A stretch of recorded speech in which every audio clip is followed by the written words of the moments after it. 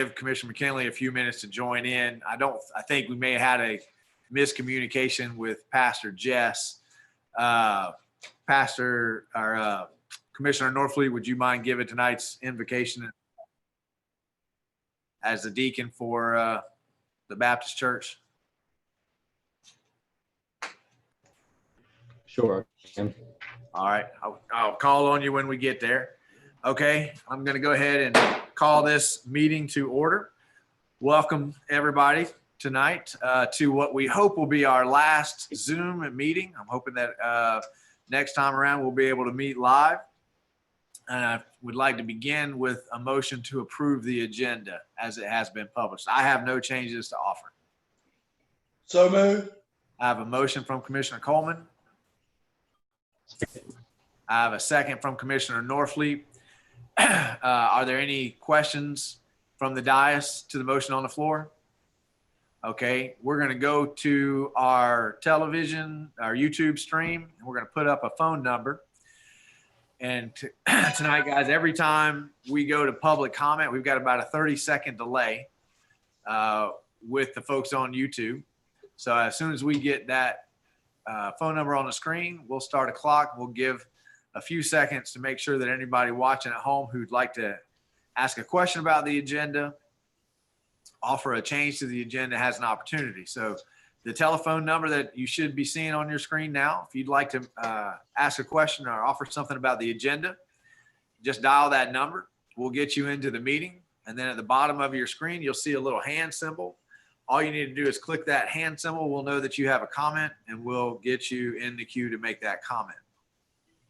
At this point in the meeting, we're simply approving the agenda as it has been published. So now we're going to give a few seconds to make sure those folks in YouTube can catch up with us.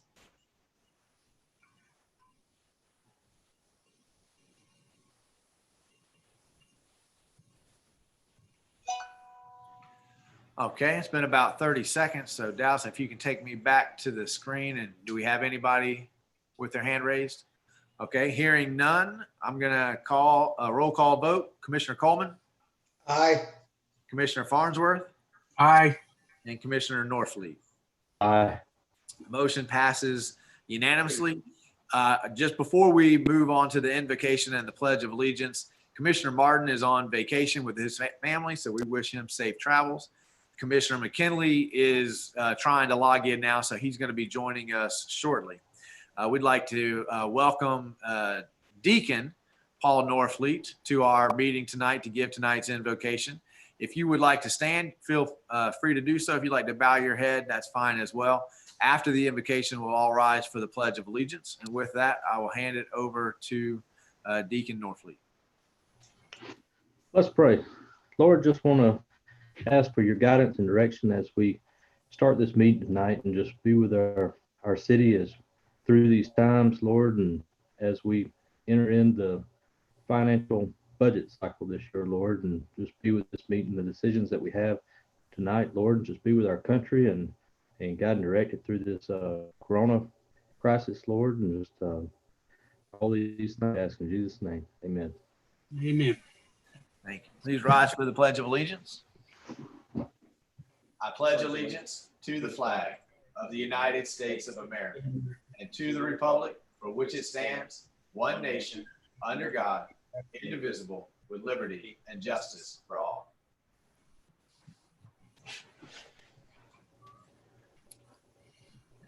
All right. Thank you, Deacon Norfleet. You can put your commissioner hat back on now. And first up tonight, we have a presentation on our comprehensive annual financial report for fiscal year ending in September 30th, 2019. And Dallas, are you taking us through that, or will that be Ms. Boyd? As soon as he can. Sorry, doing a lot of things tonight. Mr. Mayor, Barbara Boyd from Purvis and Gray is here tonight, as well as Kevin Smith, who is the manager of the audit engagement. And I believe Mr. Smith will be taking us through the auditor's highlights, and then we'll follow it up with some highlights from staff. Let me just. Okay, everybody can hear his audio okay?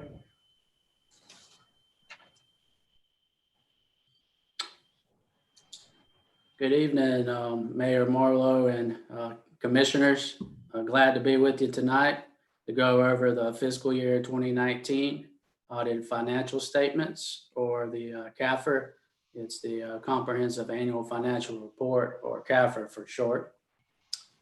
If you would, everyone should have been, all the commissioners should have a paper copy or a bound copy of the financial statements that say 2019 Comprehensive Annual Financial Report on the cover.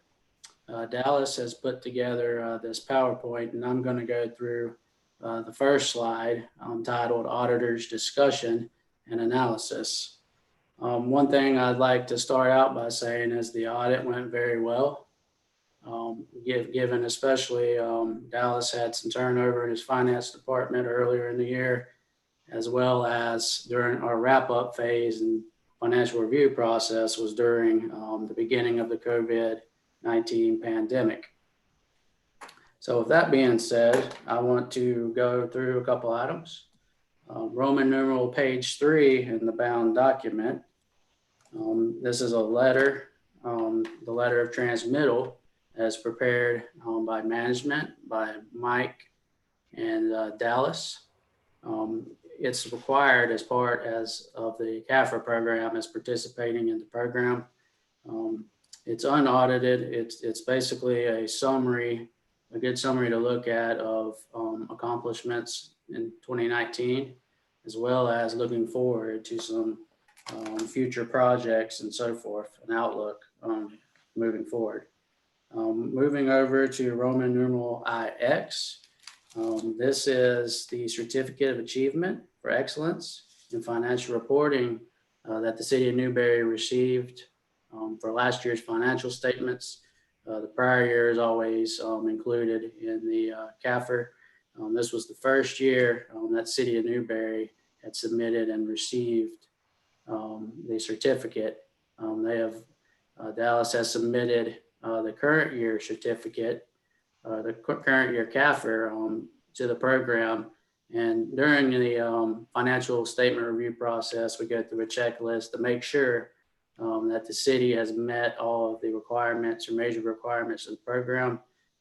As such, we expect that the city will receive the certificate later on this year after it's reviewed. Moving over to page 1 is the independent auditor's report. This is our report that we prepare. Our responsibility as the auditors is to perform an audit in accordance with the auditing standards and to issue an opinion or state that we could not issue an opinion. As in the past, if you look on page 2 under the opinion paragraph, the city has received what is an unmodified opinion, or simply a clean opinion. This is what you want. It's the highest level of attestation that you can receive on a set of audited financial statements. Under the opinion paragraph, there's some references to some other information. We have required supplementary information. This is your management's discussion analysis, which is on page 4 through 14. This is prepared by management, mostly Dallas. We do some limited procedures on the MD&A to make sure it agrees to the financial statements, but this is a good area if someone wants to get a quick overview of the results and the changes from current year to prior year, as this is the only place in the financial statements where you have current year versus prior year numbers. A couple other items on page 2. We reference other information as part of the CAFR. There's statistical schedules, additional budget to actual schedules, and so forth. And then lastly, on page 3, we reference some other reports that I will get to in a minute or so. Jumping over to page 17, I wanted to briefly mention a couple items on the financial statements. First of all, the balance sheet, which is on page 17, this is your governmental funds balance sheet. So this includes your general fund and all your other governmental funds, your special revenue funds. It does not include your enterprise funds. This balance sheet is on the modified accrual basis. So it doesn't include your capital assets or long-term debt or anything like that. For the general fund, one of the measures of health that we look at is the unassigned or unrestricted fund balance for the general fund. And so a metric is the number of days that you have an unassigned and assigned fund balance that can cover operating expenditures. So based on the calculation, if you look down at the bottom of your general fund, you have 240,000 of subsequent year budget assigned. That was use of fund balance that was in the subsequent budget. And then you're unassigned to 1.4 million versus on page 19, you have about $6.4 million of expenditures. So based on that calculation, you have about 3.2 months of unrestricted, which is unassigned and assigned fund balance. The Government Finance Officers Association recommends a minimum of at least 2 months. So you're a little above that.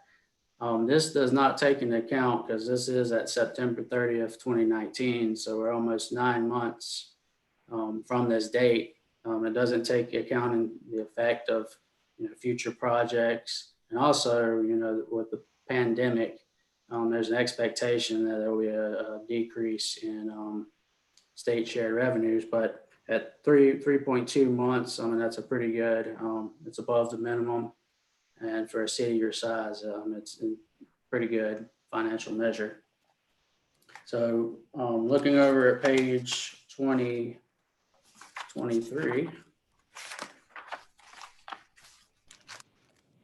this is your proprietary fund statement. So this includes all your enterprise funds, your electric fund, your water, sewer, your mosquito fund. One thing I just wanted to point out quickly, so these funds, they operate like a business. So you want your charges to be in excess of your operating expenses to have a profit.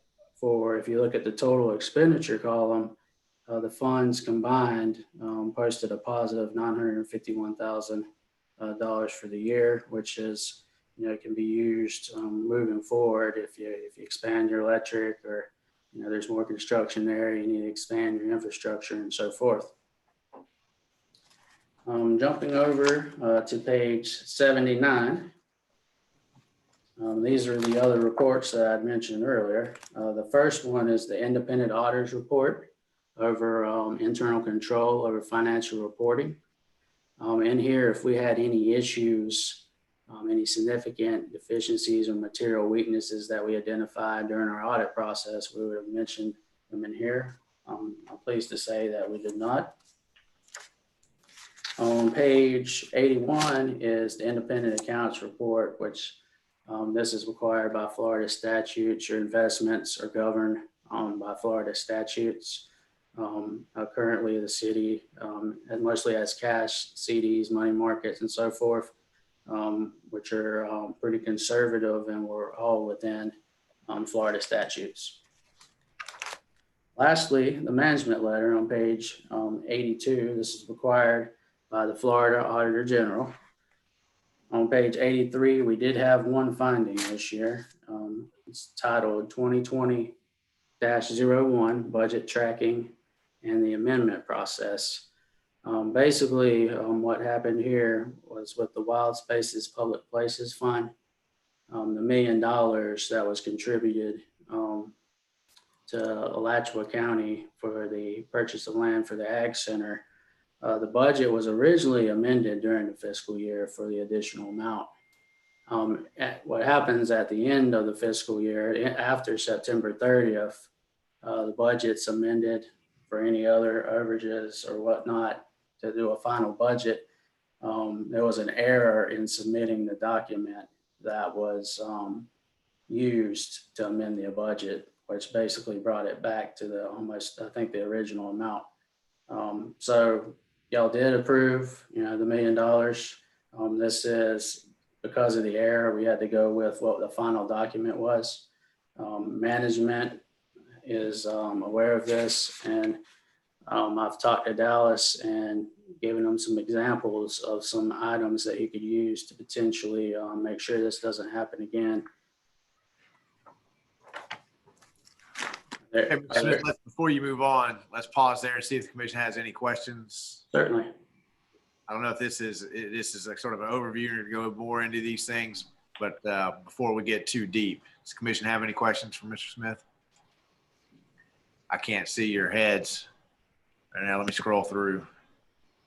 No. All right. Continue on, Mr. Smith. Okay. So Dallas is going to go through the more detailed analysis, but I do need to go over there's a letter that we have. It's called Communication with Those Charged with Governance, which is the commission. So this is required under auditing standards. And so, it lists some of the more significant accounting estimates, such as accumulated depreciation, your unbilled revenue, your net pension liabilities, as well as your OPEB. Also in here, we would list if we had any difficulties with management, dealing with management during the audit. I'm glad to say that we did not. As well as if there were any uncorrected misstatements, management or finance has corrected all the misstatements. Any disagreements with management, we did not. Management consultations and other independent auditors, which we were not aware of any second opinions or anything like that. And lastly, it just talks about if we would have any other audit findings, which we did not. So all in all, I'd say it was a pretty good year for the city.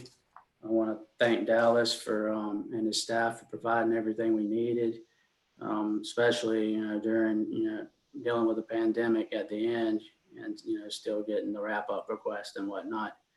I'm going to stay on the line in case there's any questions as Dallas goes through his material. Okay, thank you, sir. Thank you. Dallas, take it away. Thank you, Mr. Mayor. I'm going to go through this relatively quickly, but of course, if the commission has any questions at any time, I'll be happy to answer them. But we'll go through a pretty high level overview of the CAFR.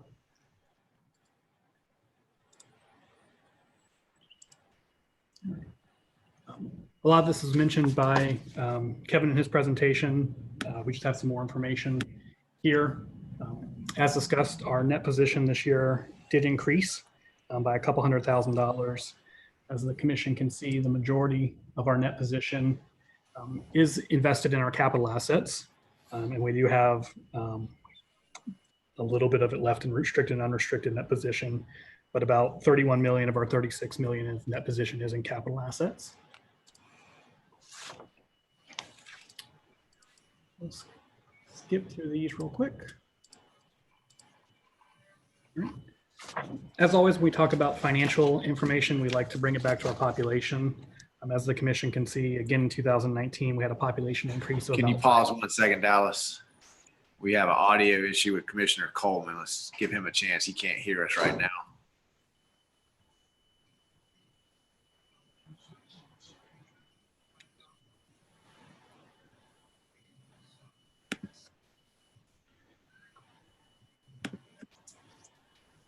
All right, welcome, Commissioner McKinley. We got one and we lost another.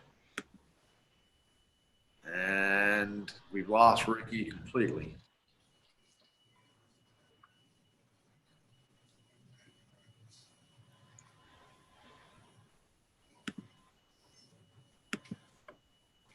All right, we are good to go. Dallas, continue. Yes, sir. As I was mentioning, we had a 5.2% increase in population this year. So as of April 2019, the city of New Ray's population is just shy of 6,600 people. Going back to our net position briefly, just wanted to show the commission a graphic of our net position over the years.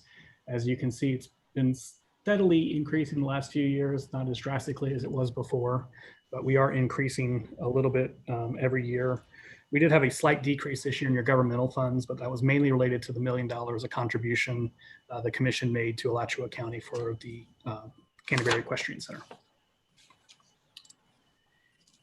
In your capital assets, I know the commission is always very interested in our investment into infrastructure. As you can see, this year, the commission added $1.3 million into our capital assets, which is about a 4% increase, which brought our total investment in our infrastructure to just over $33 million.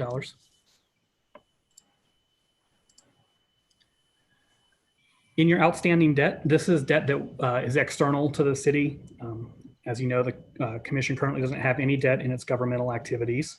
Your business type activities, we paid down about $150,000 in debt. Both of those loans are related to your water and wastewater systems. One's for your wastewater treatment plant expansion, and one is for an elevated storage tank at the Easton facility. And so we made those annual debt payments and decreased the city's debt by about $150,000 this year. And I should mention in the corner of each page is the page number of the CAFR, where you can find more information, or you can find these charts themselves. So moving along, this is all your other liabilities and debt, if you will. A lot of it has to do with pension through our FRS, as well as compensated absences. But it is important to remember that although we don't have external debt, we do have some of these other types of liabilities on our books. Here's your long-term debt over the last few years. As you can see, pretty dramatic decrease. Most of that decrease from 2012, 2016 was related to Champions Park. We did briefly take out a loan for the fire station, which we paid off almost immediately. So we had a little bit of an increase in the governmental funds, but as you can see, again, we currently have no debt in your governmental side and only a little bit of debt in your enterprise funds. Again, this is your fund balance, as Kevin was mentioned earlier. I won't go too much over it, but as he mentioned, we do have a fairly healthy amount of unassigned fund balance for your rainy day fund, emergency fund. Based off of 2020's budget, we have about 2.5 months of reserves, not including the subsequent year budget. Just going off that unassigned, we have about $30,000 above what we would determine would be our minimum in your unassigned for emergencies. Moving on to your assets across the entire city. As you can see, we had about $44 million in total assets in the city. Most of that, again, is your capital assets. We do have a little over $9 million in cash and cash equivalents. Most of that is held in your business type funds, which is your utilities. And most of that is depreciation and development fees, which are held for future projects and for renewal and replacement of your systems. And again, this just shows the level of cash the city's maintained over the last few years. As you can see, it has been decreasing a little bit over the last few years, a little bit of a decrease this year, again, related to the city's contribution to Alachua County. But the other decreases can be attributed to the city investing that cash into capital assets, into major projects. In your revenues, as you can see, the city saw about a 4% increase in revenue this year, about $500,000. Most of that was in your business type funds, which was related to increased charges on your electric, water, and wastewater, as well as increased collections on your development fees for water and wastewater. So about $500,000, mostly here in your charges for services for your business type.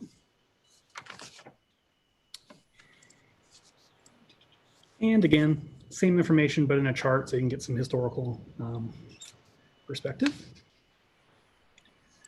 On your expense side, the city's expenses increased $2.5 million this year. 1.3 of that related to Canterbury. You get $1 million you contributed to Alachua County, plus the $300,000 for the purchase of the land. We also had an increase in public safety, which was related to increases in salaries and benefits for our fire department, as well as your law enforcement contract and some purchase of some capital equipment. And then your other major increase was for culture and recreation, again, related to the Alachua County contribution. And then your electric utility had some increases related to some capital assets, as well as increased consumption and payments for our purchase power. And again, that same information, but in graphical form with some historical information. In your governmental revenues, we have a pie chart just so the commission can see where the money's coming from. This should look very familiar to the chart that I show you every time we do a budget review. As always, the majority or the plurality of your revenues comes from property taxes, followed by charges for services. This chart comes from the management's discussion and analysis, and what it shows is each of the programs in the governmental activities. The dark blue line is how much revenue is brought in directly from those activities. The light blue line is the expenses associated with those activities, and then the difference is filled in with tax dollars. So you can see which parts of the government are quote unquote breaking even from charges for services or direct revenues.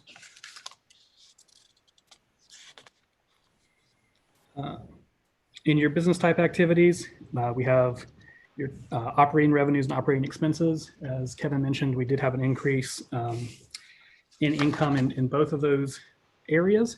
One thing that isn't counted in those, one thing that is counted is contributions from developers, which aren't cash, aren't actual operating revenues.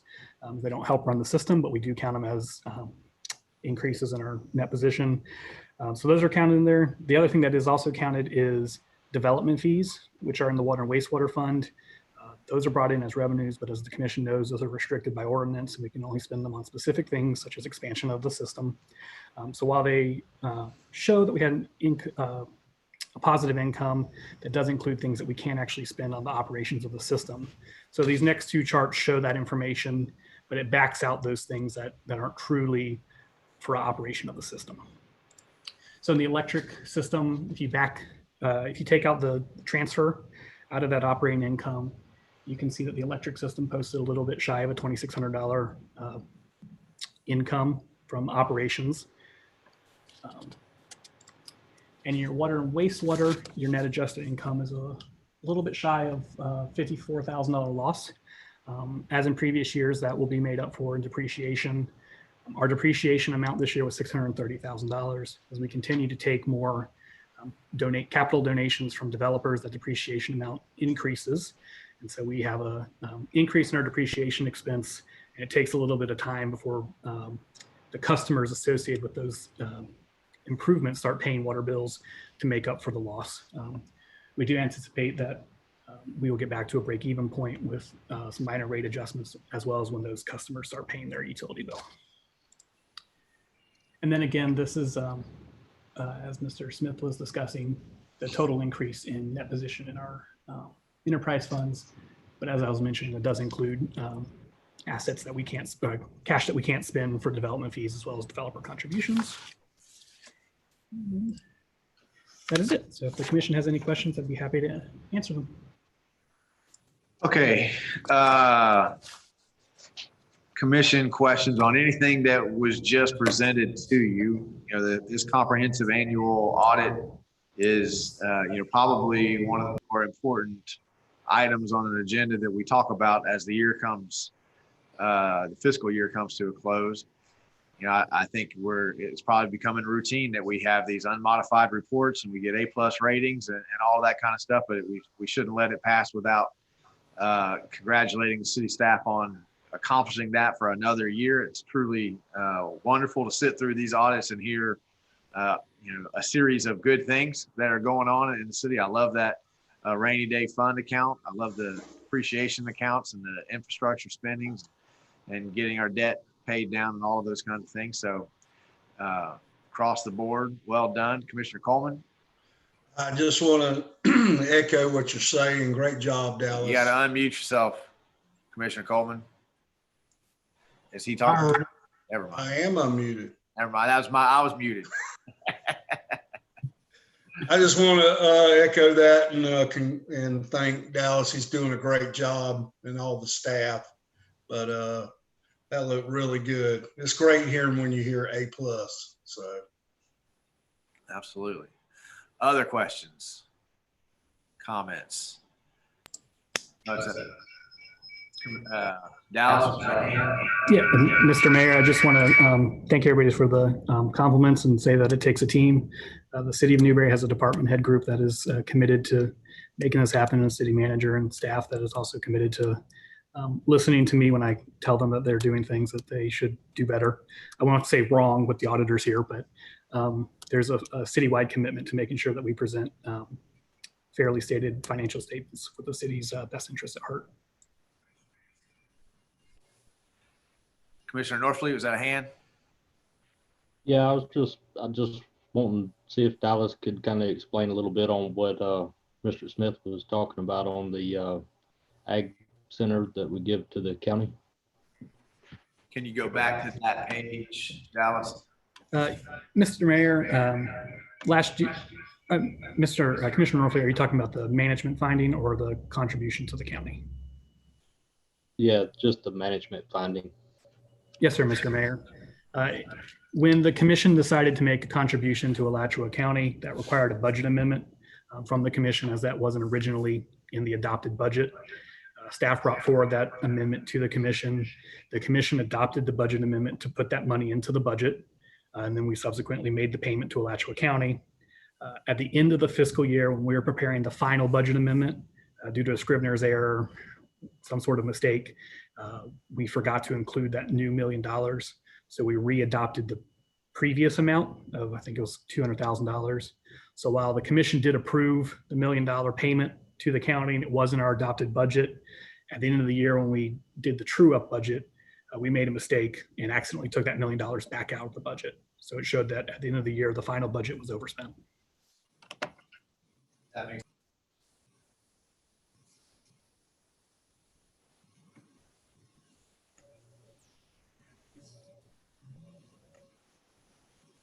Any further questions? Does that answer your question, Commissioner Norfleet?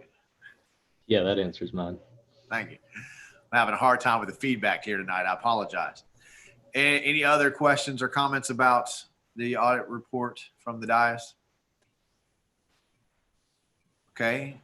This is just a report, but the audit is one of the more important reports that we hear. So I'd like to go to public comment.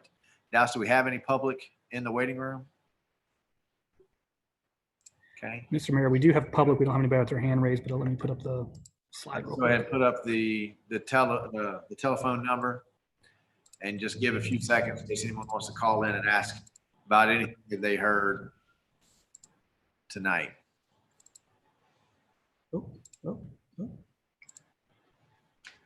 Okay, folks, so just as a reminder, we have about a 30-second delay. And Dallas, can you mute your computer now? We have about a 30-second delay. You should have a phone number on your screen at this point. So if you'd like to make a comment, we are just finished listening to the presentation on our comprehensive annual fiscal report. If you have any questions or comments about that, just dial that phone number on your screen. We'll get you into the meeting. Once you're in the meeting, you'll see a little hand symbol down at the bottom of your screen. Click that hand symbol and we'll know that you'd like to make a comment. And we'll get you in the queue. And we'll just give here a few more seconds just to make sure that no one has anything they'd like to say about that audit report.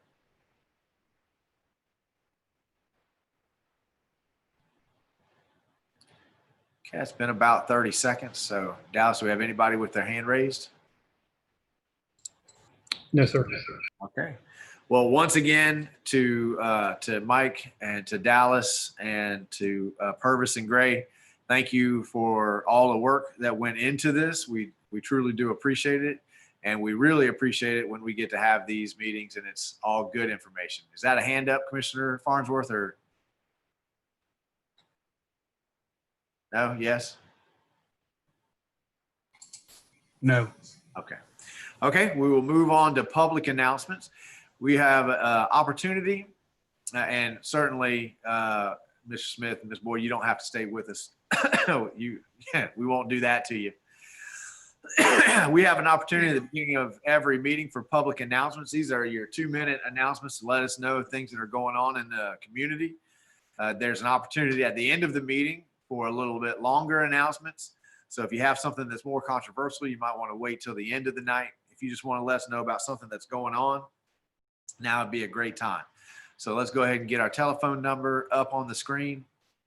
And all you got to do, folks, is dial that phone number. We are at public announcements at the beginning of our meeting. Call that number. We'll let you into the meeting. At the bottom of your screen, you see a little hand symbol. Just click that hand symbol. We'll know that you'd like to make a comment. ask some questions, let us know something that's going on in town. And we'll give it about 30 seconds to let the folks watching on YouTube catch up with us.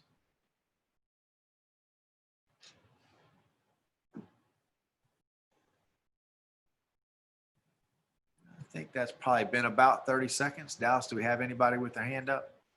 No? Okay, we'll move right along to the consent agenda. Do I have a motion to approve the consent agenda as it was published? So moved. I have a motion from Commissioner Fleet, a second from Commissioner Farnsworth. Commissioner Coleman, are you in favor or no? Yay or nay? Yay. Commissioner McKinley, Yay. Commissioner Farnsworth, Yay. Commissioner Norfleet. Yay. Motion passed unanimously, and that's going to take us to our quasi-judicial hearing tonight. Ladies and gentlemen, when this commission sits in quasi-judicial, they move from being a legislative body to a judicial body. So there are certain procedures and rules that we have to follow once they enter into quasi-judicial. I'm going to go over those rules in a minute, but I'd like to begin by asking our attorney to go ahead and read the ordinance. And we're going to we have them listed as one on the agenda. We're going to read them separately. So he's going to read ordinance 2020-13. As long as no one new enters the meeting with us tonight, I'm not going to read the procedures over again. We'll just start our quasi-judicial for 2020-14 as soon as that's over. Mr. Attorney, would you please read the ordinance 2020-13 into the record for us, please? Thank you, Mr. Mayor. Ordinance number 2020-13, an ordinance of the city of Newberry, Florida, annexing certain portions of unincorporated Alachua County that includes tax parcels number 01855-000-000, 01855-001-001, 01855-002-002, 01856-000-000, and 01862-000-000, more specifically described in this ordinance as petitioned for by the property owners pursuant to section 171.044 Florida statutes, making certain findings, approving for land use, zoning, and land development regulations, and enforcement of the same, providing directions to the clerk of the commission, providing a severability clause, and providing an immediate effective date. Thank you, Mr. Attorney. I'm now going to read the rules, especially the rules concerning testimony for a quasi-judicial procedure. And that is primarily the substantial and competent evidence must be met when the board makes a decision. And it still shall state the following, and I quote, all public testimony will be taken under oath. Everyone testifying will be subject to cross-examination. All documents and exhibits shall be entered into evidence. And the giving of opinion testimony is limited to experts. Closing arguments will be limited to the evidence of record. I'm going to go ahead and ask for ex parte as our clerk gets ready to swear everybody in. But let's go ahead and knock the ex parte out. Does Commissioner Coleman, do you have any ex parte communications you need to disclose at this point? None. Commissioner McKinley? No, sir. Commissioner Farnsworth?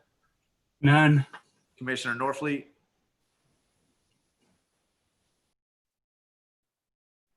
Commissioner Norfleet? I think we may have lost Commissioner Norfleet. His screen's been frozen for some time. Okay, while we're waiting for him to get back in, we're going to go ahead. There he is. Did you have any ex parte? No. Okay. We're going to go ahead and swear everybody in. Swearing in is a little bit awkward in a Zoom meeting. If you could, go ahead and click the little hand signal and let us know that you need to be sworn in. And then we're going to go around and please state your name when you say that you swear. Is that clear? And I think we'll usually start with Brian. We use him as a guinea pig. He's not going to talk? Okay, we'll start with Wendy. We'll use her as a guinea pig. Go ahead, Madam Clerk. Okay.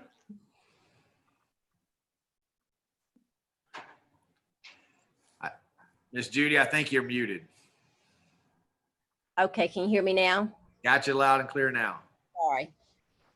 State your name, please, for the record. Wendy Kinzer Maxwell. Do you hereby swear affirm the testimony that you are about to give is the truth, the whole truth, and nothing but the truth? I do. You have duly been sworn. Thank you. Thank you, Madam Clerk. Dallas, do we have anybody else with their hand raised? No? Okay. Thank you. All right. So we will now talk about the order of presentations. We're going to begin tonight's quasi judicial with a staff overview, and then we'll listen to the applicant present with no time limit. We'll come back to hear the staff report, also with no time limit, as well as their recommendation. I've not been contacted by anybody wishing to claim a third-party intervener status, so that will take us to public comment. After public comment, the applicant can cross-examine, and then the staff may cross-examine. At that point, members of the decision-making body through the chair may ask questions of the staff, the applicant, or anyone who participates, and then we'll listen to final arguments beginning with the applicant and then going to staff. Then we'll have the city attorney advise the decision-making body as applicable law. And after that happens, we will go into deliberations, finally ending with a motion and a vote.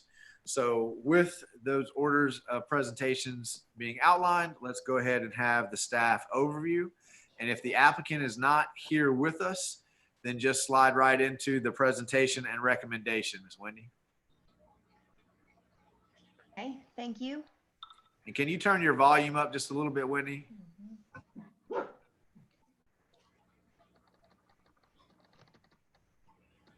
Okay, is that any better? Sure. All right, well, I'm going to share my screen.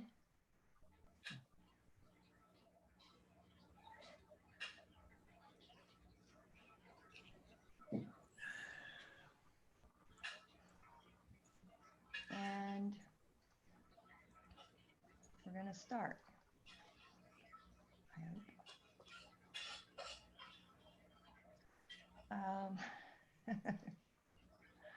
Come on. All right. So this application has already been introduced, and so we know that this is a request to annex property into the city of Newberry. We have an area that's up in the northeast, and that's the property that's Kate's Brooms and DeWitt, and then the other ordinance 2020-14 for the Copelands, and the property that's located over on the east side of County Road 235. That's the one that's part of the Kate's and Broom and the DeWitt property. That's the one that the county is looking at as having some concerns about, which we'll go over. That consists of 5 parcels, 4 owned by Kate's and Broom, and then 1 owned by DeWitt altogether. And then the ordinance 2020-14 is the 5 acres that's owned by the Copelands in the southwest area of the city.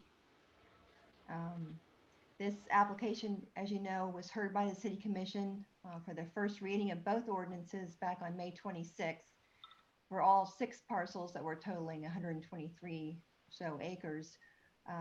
So when we look at each of those ordinances, and it goes through a process in which we notify the county of the pending annexation, that the ones that the city would like to pursue. It's advertised in the paper, and the county's noticed.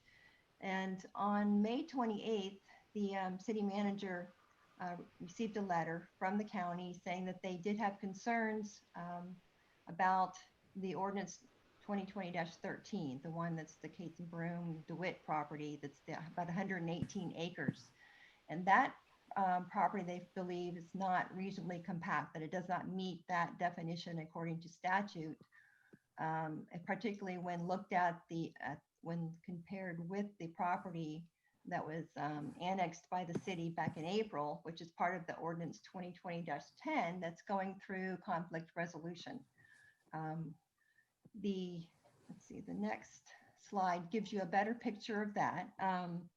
You've got the property that's the hatch lines that shows the proposed annexation of the 120 or so acres, about 118 plus. And then what their concern is just that the orange lined area, that parcel is about 238 acres. They believe that by leaving that and having it on 3 sides by the city, being in the city boundaries, that creates an enclave. So they are objecting to that. And the next, after the letter was received by us from the county, the city and county staff got together and had a coordination meeting to discuss the county's concerns, and that was held on June 2nd. And then the concern mainly in relationship to the other ordinance that was passed by the city for the other property for 2020-10 in that same area, that those resolution meetings are already scheduled. The meeting, conflict resolution, next meeting is June 18th, and county staff does intend to include this ordinance, the 2020-14, in with that conflict resolution process. Pending any successful resolution of that, then that ordinance could still go forward. But at this point, because both ordinances were advertised, they're both before you. Staff recommends that the ordinance, I may have misspoke, I meant ordinance 2020-13 is the one that the county objects to. And that's the one that's the Kate's Broom DeWitt. And so that one is recommended by staff to postpone until a date to be determined after that conflict resolution meeting in June. And the ordinance 2020-14, the county staff does have no objection. They do recommend that further annexations of that property, of that area, be those unincorporated areas that are to the east of that, to avoid creating new pockets. So staff's recommendation is, number 1, to postpone the ordinance 2020-13, that's the Kate's Broom DeWitt property, the 118 acres, until a date to be determined following negotiations with the county. And number 2, to enact upon second reading ordinance 2020-14 as read by title only, and that would be the property that's the 5 acres down in the southwest on Southwest 90th Avenue. And that concludes our report. Okay, thank you, Wendy.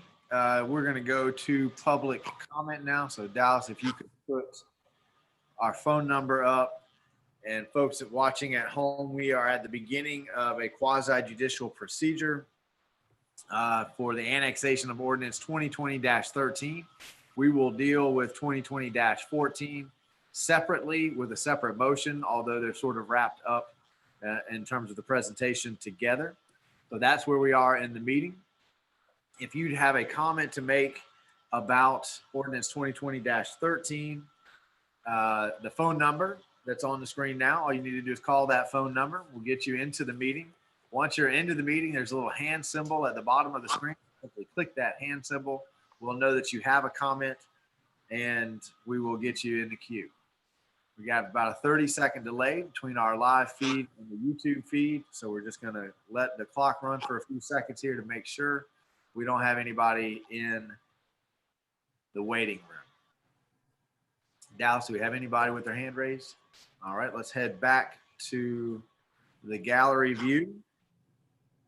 And we don't have an applicant here with us, correct? No one else has joined the meeting? Okay, so that's going to take us down to members of the decision-making body asking any questions.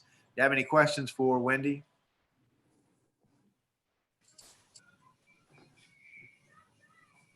While the board is considering it, it's been my opinion that recently our policy has just been to go ahead and proceed with annexations, especially annexations that we think are pretty sound, and we'll deal with objections by annexing in other parcels around. What is the logic behind postponing 2020-13 at this point? When do you want to take that, or Mike? I think Mike does, Mr. New? Yeah, let me get unmuted here. Well, but Talk through mine, yeah. Mr. Mayor, after our most recent annexation, we met with county staff to discuss it, and kind of put in place a policy that we should be having these meetings to discuss their potential objections prior to getting through an annexation. I think the amount of staff time that is devoted to conflict resolution, which is required by the state if the county objects, warrants us being judicious in the number of times that we move forward against the county's recommendations. So we met with county staff to discuss this and determined that a little bit more information was warranted. We were going to do some work on our side to try to research the opportunity for additional annexation that would kind of close in this gap. So we indicated to the county manager and the county team that we were meeting with that staff would recommend deferral of consideration on this particular item for 1 or 2 meetings while we gathered some data and had a better handle on what was going on. I think that, again, as I stated, trying to avoid a direct conflict with the county and the amount of and a time investment in the state required resolution process warrants a recommendation to postpone approval on this tonight. Okay, I don't have necessarily a problem with postponing for a meeting or 2 if the property owner is not in a time rush. I don't want this to sit out there and linger forever, which is generally my experience. When the county objects, we tend to never get them back. So, you know, I'm perfectly willing to set this aside for a time certain, but I don't want us to, you know, go into negotiations that never end and we never get this property owner a clear answer. So, did anybody else on the dais have any questions for staff? Commissioner McKinley. No question, but I concur with you. You know, as long as the property owner is okay in this moment, I just don't want to postpone it for long. And so maybe could we hear where the property owner is at? Wendy, do you have any insight on the rush the property owner may or may not be in? I do not have any indication that it's a rush. It's just they had asked about annexing in even before they had bought the property. So I'm not sure what their plans are. I'm sure they would like to get things moving along, but I haven't heard anything directly. I don't know if Mike, I don't know if you've heard, if our city manager's heard anything or not. I think maybe Mr. Thomas has some insight. Yes, Mr. Mayor, without speaking to the merits of the application, which would violate our quasi-judicial procedure, I'm just going to answer the question is yes, the owners have been notified, or rather their agent, they've been notified through their agent and have not expressed a need to push it forward any faster than we've suggested at this point. They're anxious to annex in, but they're okay with a reasonable delay. Okay. What is the time certain? Well, what I heard the city manager say was a meeting or 2. So that'd be about a month. That'd give our staff and county staff, 4 weeks to sit down and discuss. This application seems rock solid to me. That's I can't even imagine the objection. We've had fairly honest conversations about annexations that were a little strange. This one doesn't seem strange to me at all. So I understand that there's a road running through one of the sides that they touch Newberry, but that I've never seen the county object based on that before. So, again, if the property owner isn't in a big rush, I would say we give 2 meetings and we bring this issue back for an update. And either that update will be we need to move forward, or we've resolved it and this is the recommended resolution. Commissioner Farnsworth. If the county doesn't agree to that parcel, does the whole all the property get removed, or does it, and then they have to start back to square one, or how does that work? Well, hasn't been annexed in until the completion of the second reading. But once we read it for the second time, it is annexed in. So if the county, if we were to pass it tonight, the county's objections wouldn't necessarily change the fact that that land was annexed in. It just means that we would go into conflict resolution after the parcel is in the city of Newberry. So we can wait for a couple of weeks. We've already read it the first time. We don't have to go back and read it twice, correct, Rich? That is correct. I would also add, if the commission is leaning towards continuing this under our quasi judicial procedures, I would recommend a motion be made that does specifically set the date and time. It's under Roman numeral 7. It actually does require that. And I think the point of that is, again, just for due process reasons, making sure this doesn't slip through the cracks. We all know it's not going to, but the motion should probably suggest that the date and time be set in, it sounds like we're looking at July, maybe. July 13th. Second meeting of July. July 13th is the first meeting in July. There'd be 2 meetings if you want to do it 2. Okay. So what would be the, But Brian, what would be the benefit of delaying it? Well, I think that's a good question. That was kind of the question I started off with. And I guess the argument is if we go ahead and approve it tonight and the county continues their objection and we go to a mediator and they win, we have to go through the process of unincorporating it. But I as a whole, I'm seeing less and less reason to necessarily be concerned with these objections, because as other parcels annex in around them, the county's objections go away. And once you guys annex them in, they're in the city of Newberry.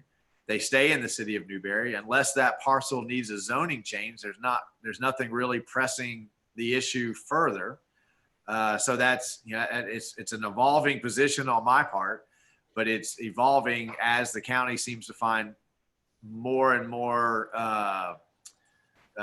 particular reasons to object to annexations. So, I think you guys could move forward. But, I never want to pressure staff if staff is asking for a couple of weeks to work it out. Does that finish your questions and comments, Commissioner Farnsworth? Yeah, thanks. Commissioner McKinley? Forgive my ignorance, as I am a rookie at this, short-term commissioner. But have we ever moved forward before, or has the Newberry City Commission ever moved forward before with objections from the county? Has that ever happened? We did, and we did recently. I think the last annexations we had some county objections before us, but we only had the letter. We hadn't had a chance to sit and talk about it, which we have this time.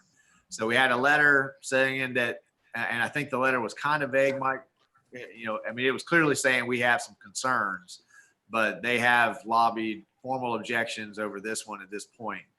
But it was really that recent annexation that helped my own position evolve, because, we have to enter a conflict resolution whether you guys annex them in or you don't annex them in.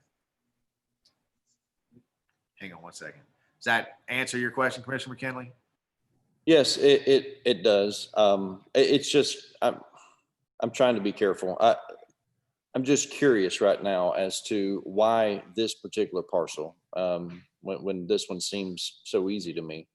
And I'm just really curious. And what I don't want to begin doing is this, the process starts stalling with any other parcel we try to bring in and annex in. So I don't know. I should probably bow out right here and listen more than I talk. Let me let the manager in, and then we'll go to you, Commissioner Coleman. Mr. New? Mr. Mayor, the crux of the county's point with objecting to this annexation was more along the lines that this annexation standalone, they wouldn't object to because it is compact. But this annexation, considering the most recent annexation, that they've already expressed objections to creates additional problems. And they need to be on record about the additional problems. I think one of the reasons that staff recognized that taking a step back might be beneficial in this case was staff clearly heard the mayor indicate that with regards to the last annexation and the county's objection, that de-annexation was not off the table. And staff needed to get some feedback on that, because if the city's resolution to that objection is to permit de-annexation of those other parcels, or not to permit, but to actually go through with the de-annexation, then this particular conflict would go away in the county's mind. So we had a conversation. We knew that the commission hadn't had an opportunity to consider options available to it as a result of the last annexation, but that clearly some public comment had been made in terms of alternatives, and staff just felt like that might be the cleanest solution of all, and we needed to get more feedback.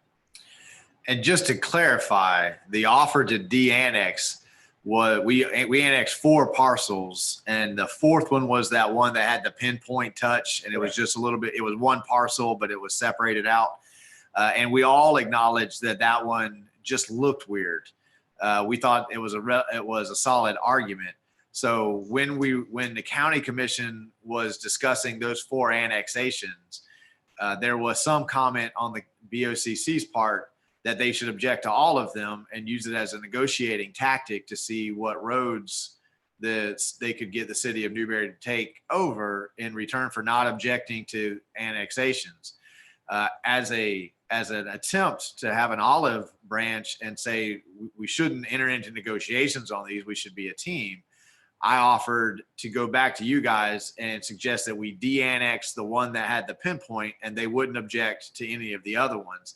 It was a sort of a one-time offer there in the middle of the meeting, and they decided not to take that offer. They decided to object to all 4 annexations, even though their staff didn't object to the first 2.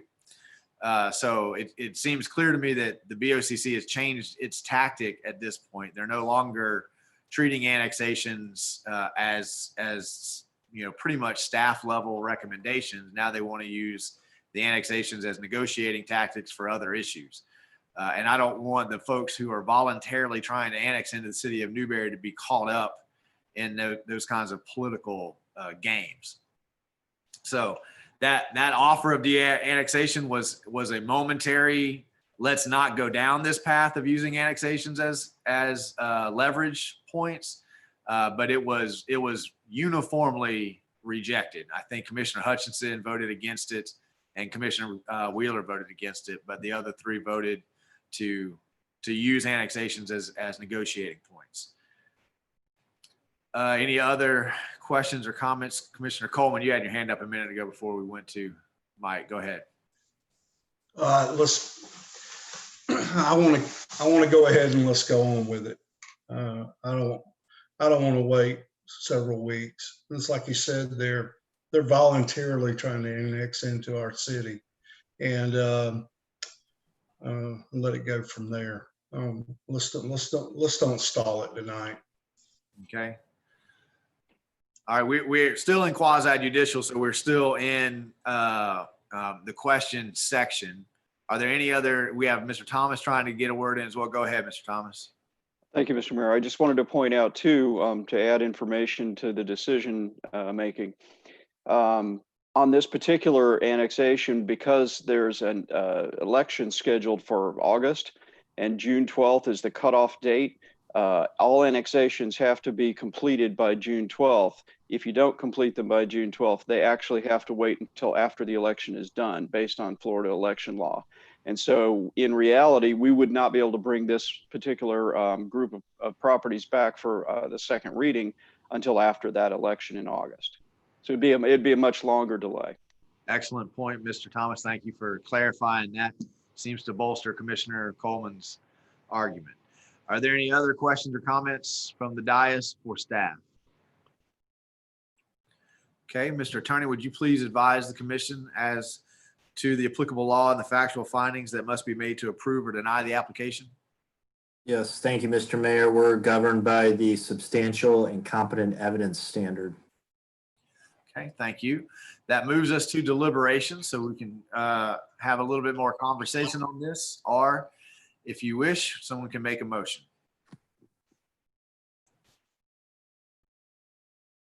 Commissioner Coleman, you were the closest to being ready to. I'm trying to hit this mute button. Let's say we move to approve, I don't, Ordinance 2020-13. 2020-13 as read. I have a motion to approve by Commissioner Coleman and a second by Commissioner McKinley. Okay, are there any questions or comments on the motion on the floor from the dais? All right, hearing none. Dallas, would you please put our phone number back up? Ladies and gentlemen, we are coming to the end of our first quasi judicial public hearing on ordinance 2020-13. It's an annexation ordinance. You have a phone number on your screen right now. If you'd like to make a comment or a question, the motion on the floor is to approve ordinance 2020-13 on second reading. Simply call that phone number. Once you're into the meeting, on the bottom of your screen, you'll see a little hand symbol. All you need to do is click that hand symbol. Let us know that you have a question or a comment that you'd like to make on the motion on the floor, which is to approve ordinance 2020-13. We'll get you in the queue. And Dallas, I think that's been about 30 seconds, not 30 minutes. Do we have anyone? Nobody is with their hand raised, so we'll do a roll call vote. Commissioner Coleman, how do you vote? Aye. Commissioner McKinley? Aye. Commissioner Farnsworth? Aye. Commissioner Norfleet? Aye. Motion passes unanimously. Dallas, has anyone else entered our meeting since the quasi-judicial began? They have not. So I'm not going to read the procedures over again. We're going to start by asking the attorney to read ordinance 2020-14 into the record, please. Thank you, Mr. Mayor. Ordinance number 2020-14, an ordinance of the city of Newberry, Florida, annexing certain portions of unincorporated Alachua County that includes tax parcel number 02667-007-000, more specifically described in this ordinance as petitioned for by the property owners pursuant to section 171.044 Florida statutes, making certain findings, providing for land use, zoning, and land development regulations, and enforcement of the same, providing directions to the clerk of the commission, providing a severability clause, and providing an immediate effective date. Thank you, Mr. Attorney. And quickly on ordinance 2020-14, can we go around for ex parte? Commissioner Coleman? None. Commissioner McKinley? No. Commissioner Farnsworth? None. Commissioner Norfleet? None. Thank you, gentlemen. And we don't have anyone new, so we shouldn't have anyone new to swear in. I've lost Wendy. She's not on my screen, but I think the presentation that she gave covered ordinance 2020-13 and 14. I'm seeing a head nod by Brian. So same issue. That means our recommendation is to approve this one. Staff's recommendation is to approve 2020-14, and that's going to take us all the way to public comment. So Dallas, if you could put our telephone number up. Ladies and gentlemen, we are still in quasi-judicial. We're listening to ordinance 2020-14. You should have a telephone number on your screen at this point. If you'd like to make a comment on ordinance 2020-14, all you need to do is call that phone number. We'll let you into the meeting. Once you're in the meeting, at the bottom of the screen, you'll see a little hand symbol. Simply click that hand symbol. We'll know you have a comment or a question you'd like to ask, and we'll get you into the meeting. Again, we're at the beginning of quasi-judicial, and it's public comment on 2020-14. It's been about 30 seconds. Dallas, do we have anyone with a hand raised? We will move on. I have not been contacted by anybody wishing to claim third-party intervener status on this item either. And we do not have the applicant. Staff, I'm assuming, doesn't want to cross-examine themselves on a recommendation for approval. I'm seeing a head nod of no. And that means we won't have final arguments. Mr. Attorney, please advise the decision-making body as to the applicable law. Thank you, Mr. Mayor. Once again, we are governed by the substantial and competent evidence standard.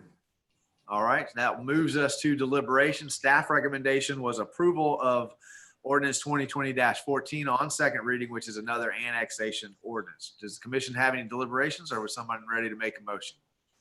Move to approve 2020-14 as written. I have a Second. motion to approve and a motion to approve from Commissioner Coleman, a motion to second from Commissioner Farnsworth.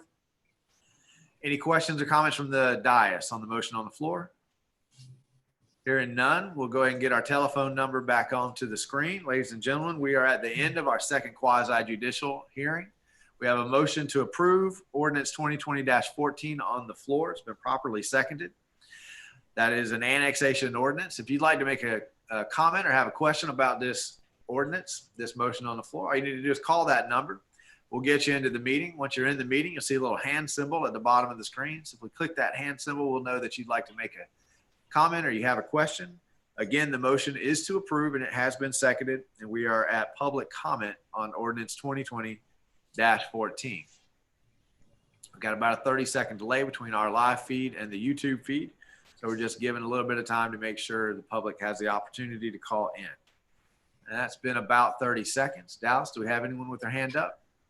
Seeing none, we'll move back to a roll call vote. Commissioner Coleman? Aye. Commissioner McKinley? Aye. Commissioner Farnsworth? Aye. Commissioner Norfleet? Motion passes unanimously. And that takes us to our one agenda item, which is a request by Oakview Village Homeowners Association to close Southwest 251st Way at 15th Avenue at the southern end of the Oakview Village subdivision. Mr. Thomas, are you going to take us through this? Yes, Mr. Mayor. If I find the right one. There we go.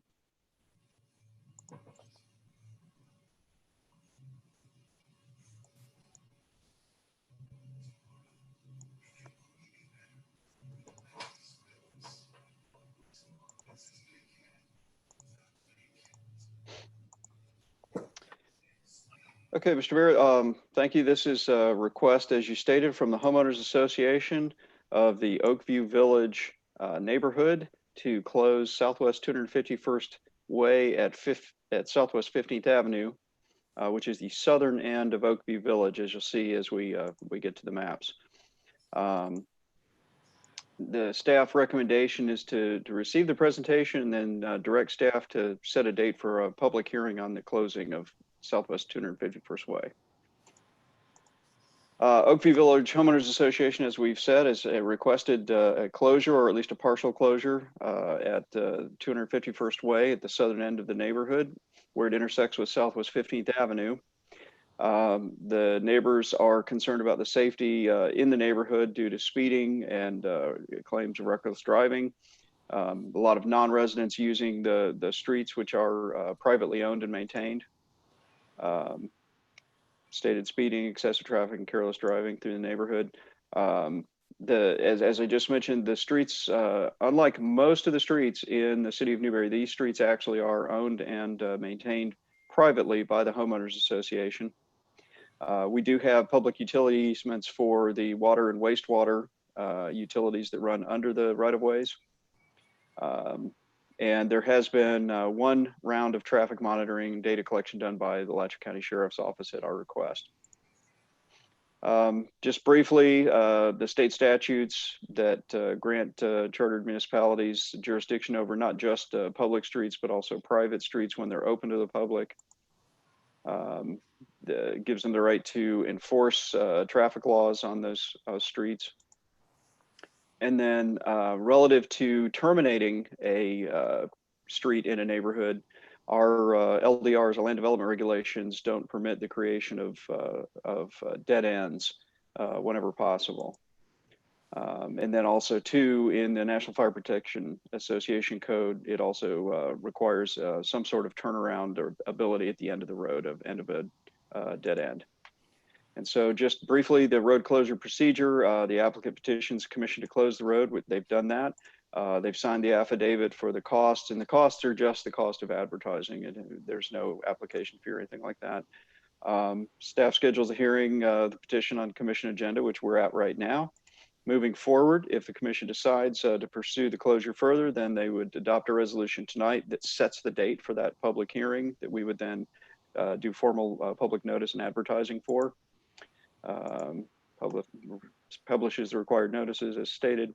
Put it advertisements in the local newspaper. And then if the resolution is adopted, then 30 days after the adoption, notice has to be published again in the local newspaper identifying this road's going to be closed.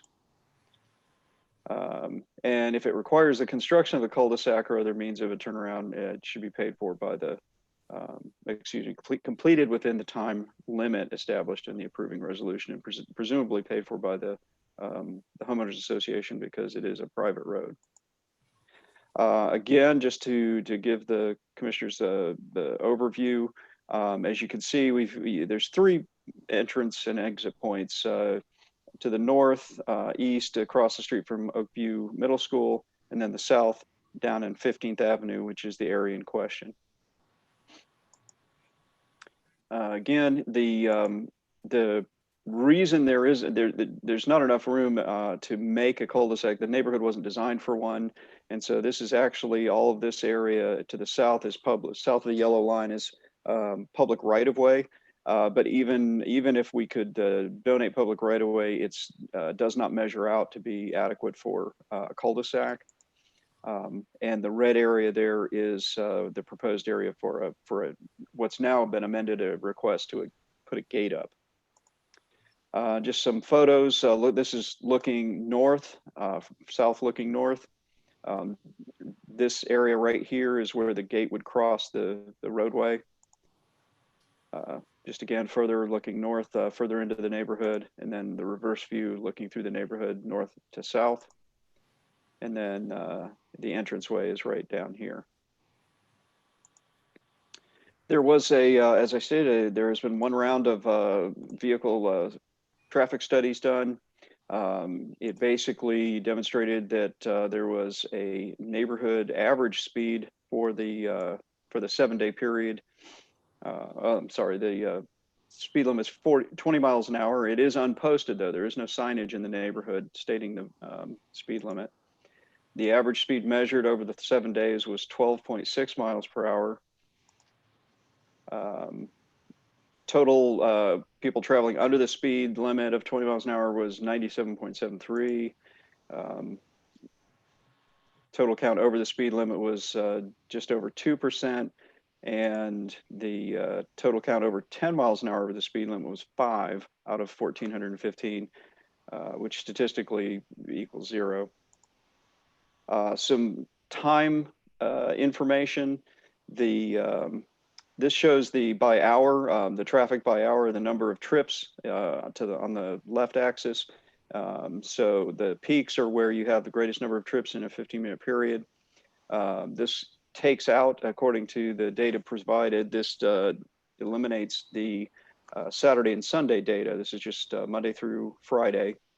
And so you can see there really aren't any peak activity. There isn't any peak activity during the opening of school for the most part, it looks like. But then when you get down to about 11 o'clock to 1 o'clock, probably a combination of school letting out, the elementary school letting out, as well as the lunch rush. And then the rest of the day through the hours in the week, you've got what you'd expect to be some typical traffic patterns, people coming home from work and going to the store, that kind of thing. And then when you add Saturday and Sunday, we tried to figure out, this is some sort of an interesting anomaly. We tried to figure out what in the world was going on at about 1 o'clock to 2 o'clock in the morning on a Saturday night, but we looked up events that might have been letting out. This was back in the end of January and early first part of February. We couldn't find any explanation for that. So it kind of skewed everything on this graph and makes it look kind of interesting, but it doesn't really seem to be too demonstrative of what's going on. And so again, you had a total of 1,415 trips over that 7-day period. It doesn't differentiate between whether it's counting residents or non-residents. And so there's no way with this level of study to figure that out. At the time of the study, I went back and looked at the aerial photos, and you could see which of the houses were occupied versus under construction. And it looks like there were 46 occupied homes in Oakview Village at the time of the study. Mr. Thomas, before you move on, of those 46 occupied homes, were they in the north and the south part, or were they primarily in the north part? How many were? Yes, Mr. 36 of the 46 were in the north on phase 1. 10 of the occupied houses were in phase 2, the southern part where we're focusing on the study. The traffic study manuals will tell you that you average about 10 trips per day per household. There's a fairly wide variance in that. That also, if you have a retirement community, they're only going to have less trips. If you have a 4-member family with kids and all, they're going to generate more trips. But overall, across the country, it averages about 10 trips per household per day. And so, Oakview Village has 3 entrances. If you just do a simple averaging, you would expect about 153 trips per day generated out of those 3 exits. And so with an average trip count per day of about 2 per exit, if averaging, simple averaging, you come up with a 202. That could be an indication that there is outside the neighborhood traffic traveling through, because it seems to be generating more traffic than you would otherwise expect in a neighborhood with that many residences. And but if there were only 10 on the south side, that would be 100 trips, because I can't imagine many people on the north side having 2 exits on the north side, using to drive through construction sites on the south side in order to get out, unless they're specifically going to the elementary school. Yes, again, without any differentiation of resident versus non-resident, it's hard to say definitively that that's the case, but it certainly would seem that most of that traffic is likely to be exiting north, because that's where most of the houses are. And so, which would indicate that there's an even greater, potentially a greater number of outside resident traffic coming through this particular part of the area. And so the homeowners association, they originally were asking for full closure, but they've modified their request since then to put a fence right up to the edge of the pavement, and then put swinging gates across the pavement. And so the swinging gates would be fixed by an iron rod in the middle of the street and on the edges to keep it fixed in place when it's open. Well, there we go. The homeowners association says that they'll close the gate during heavy traffic hours and then reopen them later, and do this on a daily basis. The gate would remain unlocked so that emergency services could access the gate and get through it in the emergency. They wouldn't have to fiddle with the lock. And so that's the basis of their request now. Potential options for further consideration at the public hearing, if you decide to schedule it, would be to place some additional traffic control signage. Like I said, it's not actually, the speed limit's not posted, although the average speed limit was considerably less, or speed through the neighborhood was measured to be considerably less than the 20 miles an hour on average. We could ask them to hire a traffic engineer to study and make further recommendations for traffic calming and slowing. Convert the southern end to one-way as an exit only. Allow the HOA to go ahead and put up the gate and close it during heavy traffic hours at their discretion, or fully close Southwest 251st Way to all traffic. And so with that, staff's recommendation is to direct further action, either to deny the request to close the road, or to go ahead and direct staff to set a date for the public hearing on the closure of 251st Way. And the means to do that is on the draft ordinance, or excuse me, resolution that was in the agenda packet, that basically all it does is set the date for the public hearing. Then we advertise it to get more community input from the neighborhood. Okay, thank you, Mr. Thomas. And just to summarize here, because I think really the pertinent information is, we understand that this is a privately owned and privately maintained road, but when the developer entered into the agreement for that development, part of that agreement was that these roads would be open to the public. So we have a signed contract with that developer in essence that says this will be open to the public. Now the HOA wants to close it at certain times of the day. I think that, what they're looking at is morning traffic and school letting out traffic. So probably 7:30 to 8:15, and then, 3 o'clock to 3:30, 3:45, something like that. So that's a 30-second summary of all the information that you just got. Dallas, will you take us back to the gallery view so we can see each other? Okay, so thoughts and questions from the commission. Actually, I know we have the president of the HOA here. Let's get any questions we want to from staff, and then we'll hear from the president of the HOA. Commissioner McKinley? Mr. Mayor, I think the answer to the increase, I think we were slightly above at 202 or something like that with the increased traffic. That's construction workers. They're steady under construction, and they're leaving for lunch. They're coming back. They're coming to the job site. I don't think there's a lot of extra traffic going through there. I think it's right on target with the numbers. So I just wanted to make that observation. I have some other thoughts on this too, but I'll wait. Okay. Other commissioners, questions of staff, thoughts? Ready to listen here, Commissioner Coleman? Commissioner Coleman and then Commissioner Farnsworth. Let's go to Commissioner Farnsworth. I was just wondering when the study was done, the traffic study. Back in January? Yes, Mr. Mayor, it was January 27th through February 2nd for 7 days. Okay. Commissioner Coleman, did you get your audible? Not yet? Got it. It's a private road, and well, at the end down there, this is my question. During these peak hours when they close it up, what if somebody goes down there and during the peak hours and the gate's locked? So what are they going to do? They're going to back all the way back out, because even I guess if we do a cul-de-sac, or we can't do a cul-de-sac. Am I correct, Mayor? I'll do a cul-de-sac. That's out. That's out.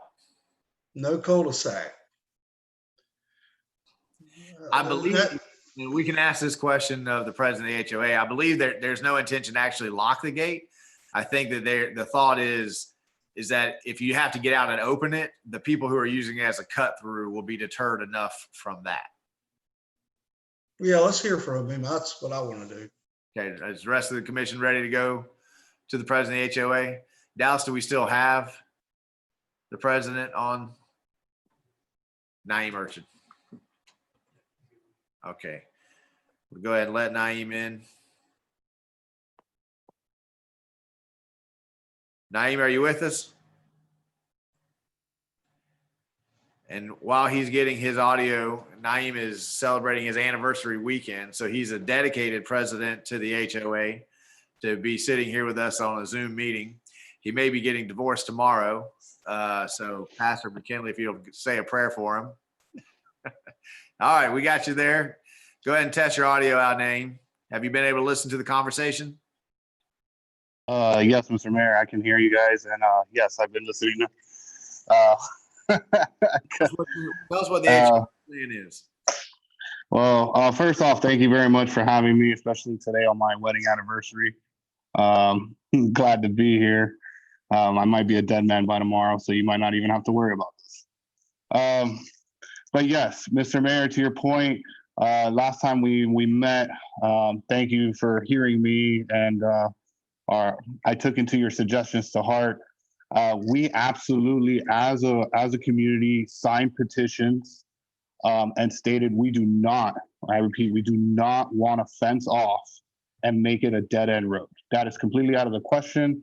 What we would like to do is create a gate where it is not locked. Once again, we're not planning on locking this gate. It is to be dropped with the steel drop rods in the middle of the road, and to be closed during just the peak hours. Really during the school hours, when we see the high influx traffic of people cutting through during the morning and especially during the afternoon. Other than that, to answer the commissioner's questions that I believe Commissioner Coleman, but I'll address the dais completely. If someone were to make it all the way to that dead end, there is nothing that's going to stop that person from literally getting out of the car, opening the drop rod, opening the gate, and getting out. He does not have to turn around or do a 3-point turn. That's the whole reason behind it. We also contracted with David Lindsay Fencing. He had one of the commissioners at the last meeting suggested they didn't want to see some ugly, steel poles or concrete, or they wanted it to, let's make things look nice.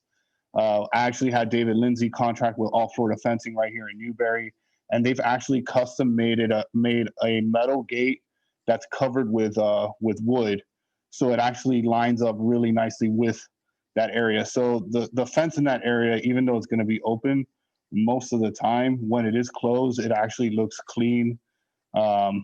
It's custom made to fit the neighborhood a little nicer. And once again, it's really to deter people from coming in during peak hours. And to answer your question again, if someone were to go to the end of the road, let's say they're driving from the north to the south, they get down there and it's closed, they don't have to turn around. There is going to be signs saying no through road, private road. And if they avoid all those signs and they get to that side of the road, they'll still be able to open it. There's no code. There's nothing. You just got to get out of the car, open the gate, and it's a done deal. Does the commission have any questions for Commissioner McKinley? Hey, Naeem, I'm concerned. I did see you working, so I don't want to imply that you have not, performed due diligence here, because I saw you walking around and meeting with residents there. So I know you've done that. However, I have spoken with 2 residents in the community there that have recently built homes, and they said no one has communicated this with them, and they are not in favor of it. They said what was voiced to me was that they were in favor of an electric gate, that the residents could actually from their car open the gate, but they are not in favor. The 2 that I spoke to, and they said that no one has communicated this with them at all. So I'm concerned. Obviously, I have to speak on behalf of the residents of Newberry, and I'm concerned with that. Mr. Mayor, if I may. Petition. How many houses have been built in there since you did the petition? That's what I was going to allude to, Mr. Mayor. We've had multiple residents. I believe we now are at the 55 mark, if not 56. And when I was doing the petition signing, it was I had about 41 and change that I was knocking in. I did ask our builder and the realtor that's on file for that neighborhood to please discuss that with the new buyers. So how that message is being relayed, I am not that person relaying the message when people are buying the house. I don't know if they're being told it's an electric gate. It is the realtor, Don Johnson, which is also our community manager, is aware that it is a manual gate, and the builder, Sapphire Builders, is aware it is a manual gate. It's not an electronic gate. The idea was originally for an electronic gate. However, once I discussed the price tag of an electronic gate, that went out the window rather quickly, and we didn't want to get into debt. We wanted to do something that we could pay off and keep it nice, and that it's not gonna, if it breaks down, there's no worrying of we got to come out of pocket again to fix a broken gate. So to answer Commissioner McKinley, I can believe your side completely, 100%. Usually I ask those residents that have those questions to please address the HOA board. because I've had a couple people that have been new that were under that assumption, and they've understood now it will be a manual gate, and they're still okay with it after that fact. And to be honest, there's going to be some that are probably not going to like it, but in the majority of it is, if we have 56 residents and 47 or 48 have signed to say yes as an HOA, we've kind of agreed super majority to do it. Okay, let me pause you right there, Naeem, and go back to Commissioner Finley. And just as a reminder, if this board does direct staff to make a resolution, advertising would go out to the whole neighborhood, and that would be one of the ways we would know if we've communicated with everybody or not. Commissioner McKinley? I just wanted to clarify something. They did not come to me. I approached them. I knew that they lived there in the neighborhood, and they were not aware of this at all. Nobody had mentioned it to them. In conversation, they said, you know, if anything, we would be in favor of an electric gate that we could, you know, access from our cars. But they are not aware that this is happening at all. And I know at least one of them has moved in since January. So yeah, that does satisfy that question there. Thank you, Commissioner. Commissioner Farnsworth? I was just wondering what they consider to be the hours of peak. The peak hours, what would they actually be? Naeem, could you answer what is the HOA specifically, the times that you're looking to shut it down? And could you explain to the commission, you know, do you have a volunteer? Is it someone who works from home? How committed are they? Are they going to be there for years? Are they going to be tired of opening and shutting this gate after a week? You know, what is the overall plan for making sure this gate gets reopened each time? Absolutely, Mr. Mayor. So what we have here is actually from right now as it stands, I'm currently full-time work from home because of the pandemic, and our CEO has made it very clear that it is indefinitely work from home. There's no plans of coming back to the office at this moment. But besides that, the actual resident that lives in the furthest corner, the one that, if you look at the pictures, is the blue Dodge Ram. That's where that fence line will be. He's actually the builder of the neighborhood, and he works from home. He would be the one that actually volunteered to say that he will close it once he leaves in the morning to go drop off his son. I believe he drops him off at one of the care at Greenfield down the street. And he does that around 7:30ish in the morning, right when traffic starts to pick up. And this is usually during school hours, by the way. During the summer, I don't see us closing it.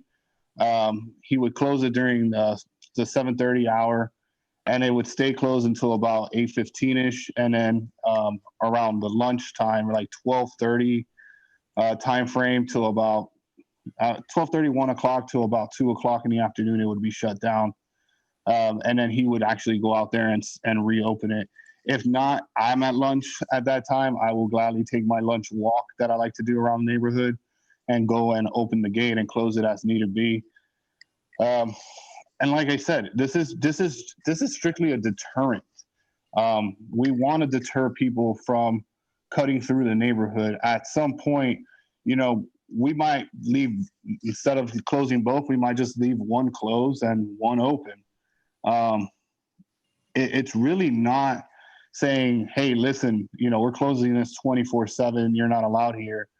And the reason we don't want to put a gate is that if we do a gate, phase one that has, I believe, 30 houses and change, phase one has 2 entrances and exits that will not be gated.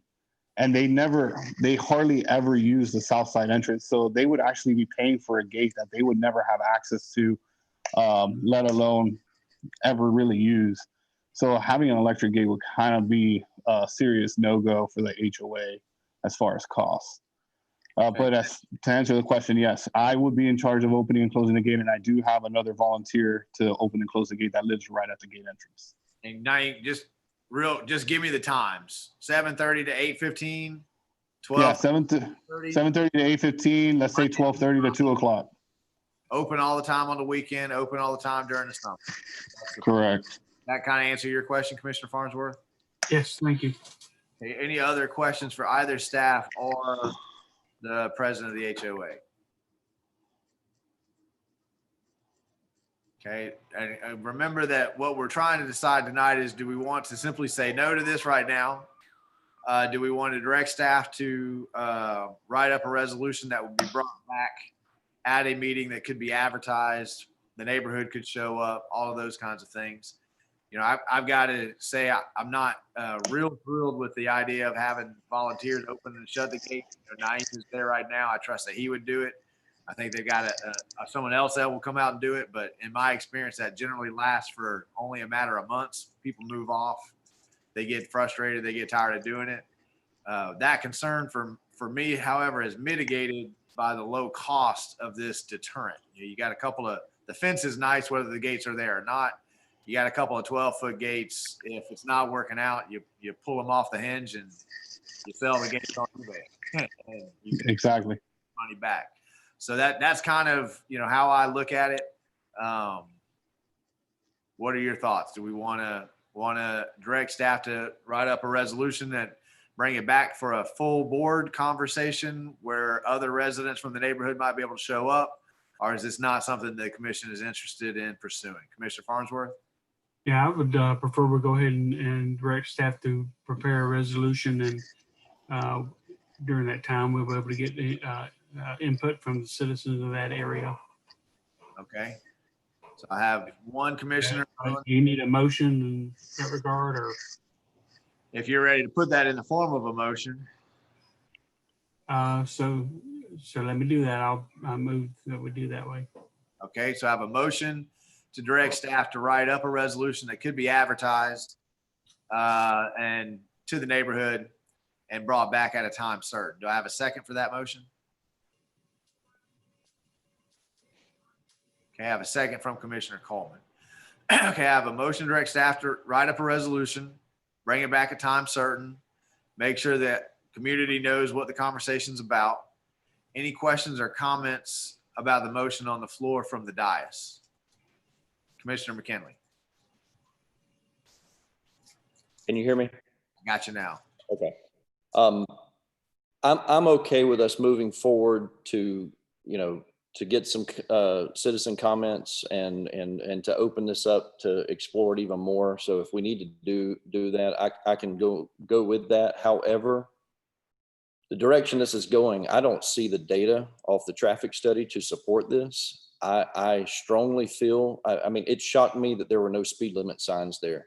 I think there's some other things that we can do to cut down on the traffic. And to be honest, I'm not seeing the data to support that at all, that this is warranted. I think that they've had a couple of residents, probably from the Countryway area over there, that have used that as a shortcut from time to time. I'm obviously not there, but the traffic study doesn't lie.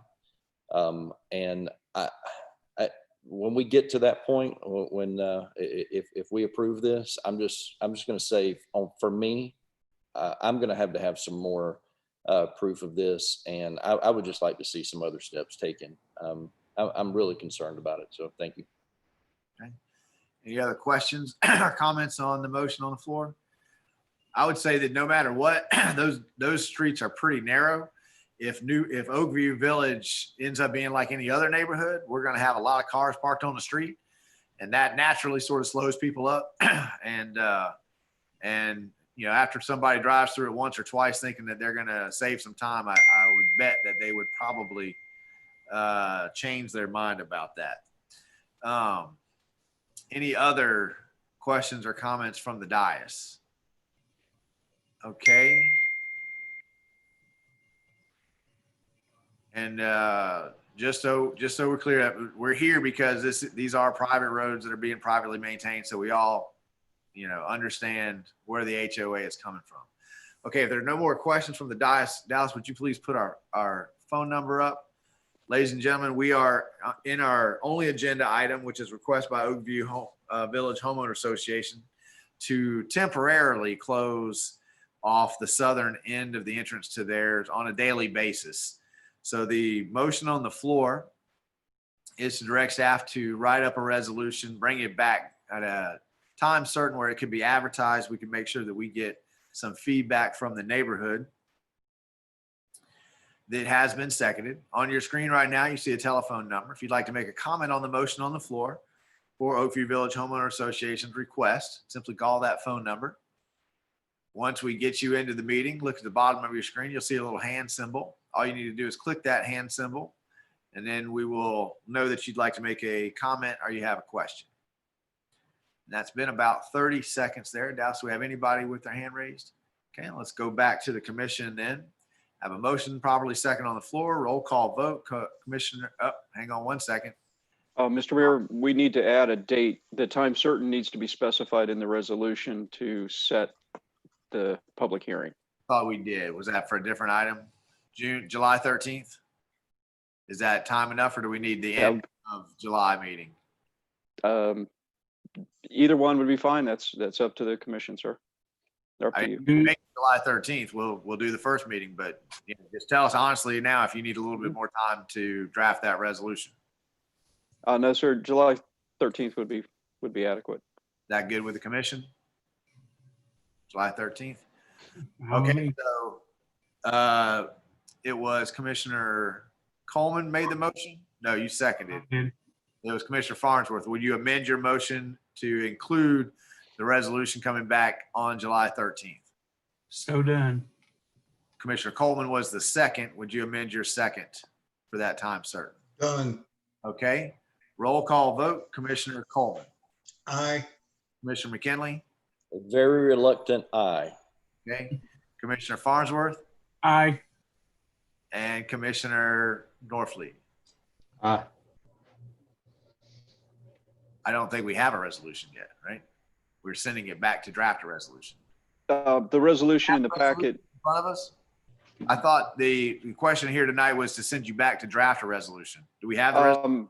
Mr. Mayor, the process is but tonight you passed the resolution establishing the date for the public hearing, and then there would be a resolution drawn up, a draft resolution for that night. So we have a draft resolution to make a resolution. Just set the date for the public hearing. Yes, sir. Rich, would you read that resolution in, and then we'll take this vote again? Yes, I can, Mr. Mayor. It's resolution number 2020-07, a resolution of the City Commission of the City of Newberry, Florida, declaring the time and place of a public hearing that will be held to consider the advisability of closing Southwest 251st Way at 15th Avenue in Oakview Village. And that draft, based on the discussions, we would write in the date of July 13th at 7 p.m. for the public hearing. Okay, we're going to reset, and I'll ask Commissioner Farnsworth, do you make a motion to approve that resolution? Move to approve. Commissioner Coleman? Second. Dallas, I'm just going to ask if anyone from the public has entered since, and they have not. Okay, so we're not going to go back to public comment. I'll do a roll call vote. Commissioner Coleman? Aye. Commissioner McKinley? Still a reluctant? A reluctant aye, but it is an aye. Thank you. Commissioner Farnsworth Aye. and Commissioner Norfleet. Aye. Motion passes unanimously. Thank you, Naeem, for joining us if you're still on the call, and happy wedding anniversary. I hope you're still married tomorrow. And that takes us to comments. Mr. Manager. Thank you, Mr. Mayor. Just to remind the commission, we've been preoccupied with COVID-19, but on June 1st, we kicked off the 2020 hurricane or storm season. I just want to assure the commission and the community that staff has been thinking about this for some months, and that we are as prepared as we ever are for storm season in the beginning. If we have any storms that look like they're going to be impacting our community, of course, we will step it up and go into those more immediate preparations. I'd also note that during the first week of storm season, the United States experienced its third named storm in the Gulf this week. We saw 7 inches of rain in Newberry, and I hope that's not an indication that we're going to have a very active storm season this year. Mr. Mayor, I also like to request that the budget kickoff workshop that is scheduled for next Tuesday, the 16th, be moved to Monday, the 15th. We'd keep the start time at 5:30. That is a request. If it is a burden for anyone, I'd rather not make that request, but if everybody's fine with it, it would be beneficial to staff if we had that meeting on Monday rather than Tuesday. Could the commission take a moment to consider that if they have any objections? Anybody have any objections to moving that workshop to Tuesday? I've got one head nod no. You can do it by head nod. If you got a conflict on Tuesday, speak up now or forever hold your peace. No. Okay, I'm not hearing anyone, so let's go ahead and shift that to Tuesday. And Amy, will you send out wait, we're shifting it from Tuesday to Monday. Correct. And will you send out an updated calendar? She is shaking her head yes. Thank you so much, Mr. Mayor. I'll be out of the office tomorrow. If the commission has any information or issues that they warrant staff's attention, please contact either Amy or the appropriate department head. Mr. Mayor, I'd like to advise the community and the commission, the Gainesville Elks Lodge is donating a new flagpole and flag to the city to commemorate Flag Day this year. We are installing it this week at the Little Red Schoolhouse. One over there is a bit dated, so we're gonna have a brand new, nice looking flagpole over there. The Elks Club, or the Elks Lodge, intends to conduct a Flag Day celebration on Saturday, June 13th, this coming Saturday at 10 a.m. at the Little Red Schoolhouse. All of our community is invited to participate and join the Elks Lodge. We thank them for that. Mr. Mayor, just a brief update on COVID-19. As the commission is aware, most all of our staff have returned to work. All of our offices are open to the public. We do ask that where feasible, the public take protective measures into place. The social distancing is the things we've all become used to. Recreation remains our most restricted operating area and programming area, but the only youth league that we have going at this time of the season is Youth League Baseball and Softball. Both of those organizations are practicing right now. Also, as the commission is aware, the Governor DeSantis issued a state emergency order opening Florida for phase 2. Major changes that were included in that were that bars that had previously been closed are now open 50% on the interior and 100% for outside seating. Movie theaters, bowling alleys, and concert venues, which we have many of in Newberry, are now open to the public at 50% occupancy. Gyms and retail businesses moved to 100%.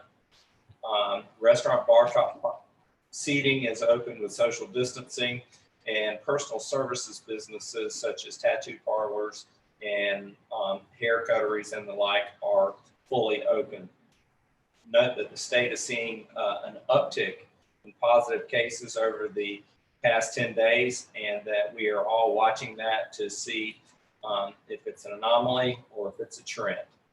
And finally, at the county level, the number of reported cases has remained very flat, very low and very flat. We were averaging 3 to 4 new cases a day at most, and that this trend has been going on for quite some time.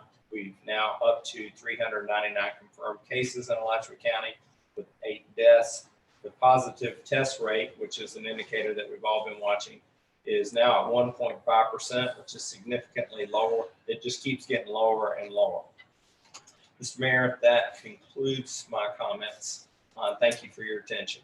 All right, thank you, Mr. Manager. Commissioner Coleman got a guest there. Welcome and congratulations to a brand new graduate, year of 20. Thank you. Yeah, you made history today. Raise your grad. That's the reason I called her in here. I want to congratulate all the seniors and all they've had to go through this year. It seemed like it went pretty smooth today for the first graduation. I know they're going to have another one. And I also attended DCC this Sunday. What an awesome place. Great message there. And it rained the whole time and I didn't see one leak. That's all I got. No, we don't want to hear that. 7. Yeah, I think that's a holy number, though. That might be a good sign. That's Mr. it. Do you have any comments? I have nothing, Mr. Mayor. Thank you, sir. Madam Clerk, do you have any comments? Miss, Hang on one second.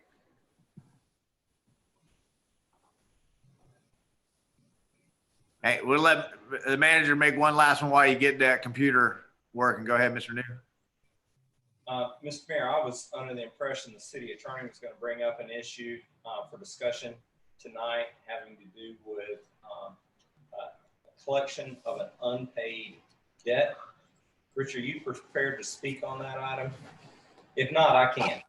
I would defer to you on that. We sent Andrea to Archer tonight and failed to talk about that one. So I'm aware of it, but I'll defer to you. I'm sure you have much more information. I apologize. Do you want to do that tonight, Mike, or do you want to do that as an agenda discussion item for the next meeting?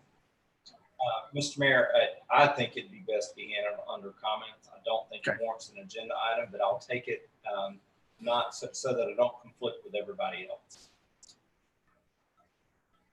So are you gonna make the comment or? Absolutely. Okay. Mr. Mayor, I just wanted to advise the commission that we staff intends to pursue collection of an unpaid debt. We, as the commission knows, we have provided a training program for our firefighter EMTs to go to paramedic school. One of the recipients, or all of the recipients or participants that sign an agreement to reimburse the city if they leave the city's employ in shorter time span than 3 years. It's a 3-year program and it costs the city $6,000 for the employees to attend. So one of our firefighters that went through the program, nearly as soon as he completed his certification, began applying for jobs and left the city's employ, and then did not refund the city's money or reimburse the city's money upon exit per his agreement. He paid a partial amount. It's firefighter Copeland. He paid a partial amount of a little over $2,100. And there's an outstanding balance of $3,900. We met with firefighter Copeland to discuss developing some sort of a payment plan for the city. He agreed in concept. We drew up the agreement. He has not signed it, nor has he complied with our oral agreement. So staff intends to pursue this as an unpaid debt with assistance from the city attorney's office. City attorney's office has provided a proposal to help us seek the reimbursement through the small claims court. Due to the low number of being collected of $3,900 and the fact that this looks more like an unpaid debt than it does like litigation, staff believes this fits under the manager's purview per the charter and intends to pursue it. We want to advise the commission in a public meeting. And if the commission takes exception with staff's assessment or the city attorney's assessment, we'd be glad to backtrack and consider this as a full-blown agenda item. Does anybody see this as something that's outside of staff's purview? It does seem like an unpaid utility bill to me. And it also seems like it would set a really bad, it's not really about this one case, it's about the precedent it sets for this policy moving forward. Is everybody comfortable leaving this at the staff level? Or does anyone feel like it needs to be an agenda item? Okay, I'm not seeing anyone. Thank you, sir. All right, Madam Clerk, did you get that mute button to work this time? Is it still? Yes, I did. All right, go ahead. I was contacted by candidate Joy Glanzer in group 2. And she has requested to withdraw her candidacy for the City of Newberry municipal election. So she has started the process. I have contacted Alachua County Supervisor of Elections, Kim Barton, and spoken with her regarding removing candidate Glanzer's name from our ballot. So at this time, we will have one race, and that will be Group 3. Okay. Thank you, ma'am, for that update. Any further comments or updates? I will be out of the office for the rest of the week. All right. Thank you, ma'am. And that takes us to the commission. Commissioner Coleman's already I apologize. I thought it was my turn. there. Yeah, that's all right. You had to get her while she was there. You had anything else to say? No, that's it. All right, Commissioner McKinley. Thank you to Commissioner Coleman for your kind remarks. And yeah, we did have 7 leaks that we found Sunday, and but it was a downpour all day long. I would rather find those now while the contractor is still on site. But we had a great day, and I just thank everybody for being excited for our church family. And if you ever want to come visit us, feel free to stop by. And we are practicing social distancing. We had 3 services Sunday at 50% capacity, so about 250 per service. It was a great day. I do have a question for the city manager. He might be able to answer this question for me as far as the state and COVID-19. Have we, or do we know, I know it's very vague with churches. Are we at the 75% mark with churches? I know the governor hasn't really defined that. And what are we suggesting there? Do we know? Mr. New. Mr. Mayor, I do know. Actually, just want to refer to some notes. Governor DeSantis has intended from day one that churches practice social distancing, but he's never set any type of restrictions on them. So there, from the state's perspective, there is no capacity restriction, 50%, 75%. He just asked that churches do the appropriate thing and practice social distancing to the best of their ability. Does that answer your question, Commissioner? Yeah, I still don't know what to do, but we'll figure it out. Well, it's 100% up to what you guys think you can pull off safely, and we all trust your judgment to do it and do it right. Thank you, and thank you, City Manager New. Thank you very much. Thank you, sir. Commissioner Farnsworth. Yes, Mr. Mayor. I was able to cross something off my bucket list this weekend. Oh, I went to a first service in a new church building, and I've never done that before, so it was a new thing, exciting thing. And Preacher McKinley did an excellent job. He was very emotional, of course, with all the things that are going on, and it's been a long time coming for that building, and he's more excited than anybody, than a kid on Christmas. And he gave a great message that day, and I really enjoyed it. And I'm happy for that church, and I hope they continue to grow in our great city. And that's it. Thank you. Awesome. Thank you, sir. Commissioner Norfleet. I have none. All right. Thank you, sir. I got Rick, you got another one? Go ahead. I just want to request that you conduct the next meeting, please. Oh, yeah, don't log off quickly. We have a Board of Adjustment meeting right at the end of this one. Since I'm here at City Hall, I'll just keep on sharing and we'll just keep going straight on through. I've got a few announcements. Saturday is going to be a big day, busy day in Newberry. Not only do we have the flag ceremony at the Little Red Schoolhouse at 10 o'clock, we also have the Concerned Citizens of Newberry have organized a march will begin to gather at 9:30 at the Martin Luther King Center. And then at 10 o'clock, they plan to march. I believe it's pretty much the reverse route that they use on Martin Luther King Day. So they will begin at MLK and end at City Hall. So anyone who wants to join that march, the march is for peace, and justice, and equality. And so anybody who wants to join there, Martin Luther King Center, 9:30, it will begin to gather. 10 o'clock, they will begin to march. at 6 o'clock on Saturday, the 13th, we have some parents who have come together and who are very appreciative of the school board's graduation ceremony that held today, but wanted to do something else, something more for the kids here in town.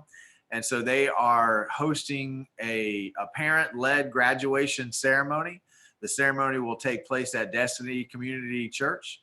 They've got that beautiful stage amphitheater in the back. That's where the stage will be. The parents would love for the Newberry commissioners to be up on stage to honor the class of 2020. They've apparently had a really good response from the kids. I believe that Representative Chuck Clemens has agreed to be there. Congressman Ted Yoho is going to come and deliver the commencement speech. So we'd love to have you there on the stage with those kids. We're asking the kids to come in their caps and gowns about 5 o'clock so we can get them organized. They'll practice social distancing measures and clearly we'll do the best we can to make sure everybody's safe. So Saturday, we have a flag ceremony at 10, we have a march at 10, and then that evening we have a parent-led high school graduation ceremony at 6 o'clock, starting at 6 o'clock at Destiny Community Church.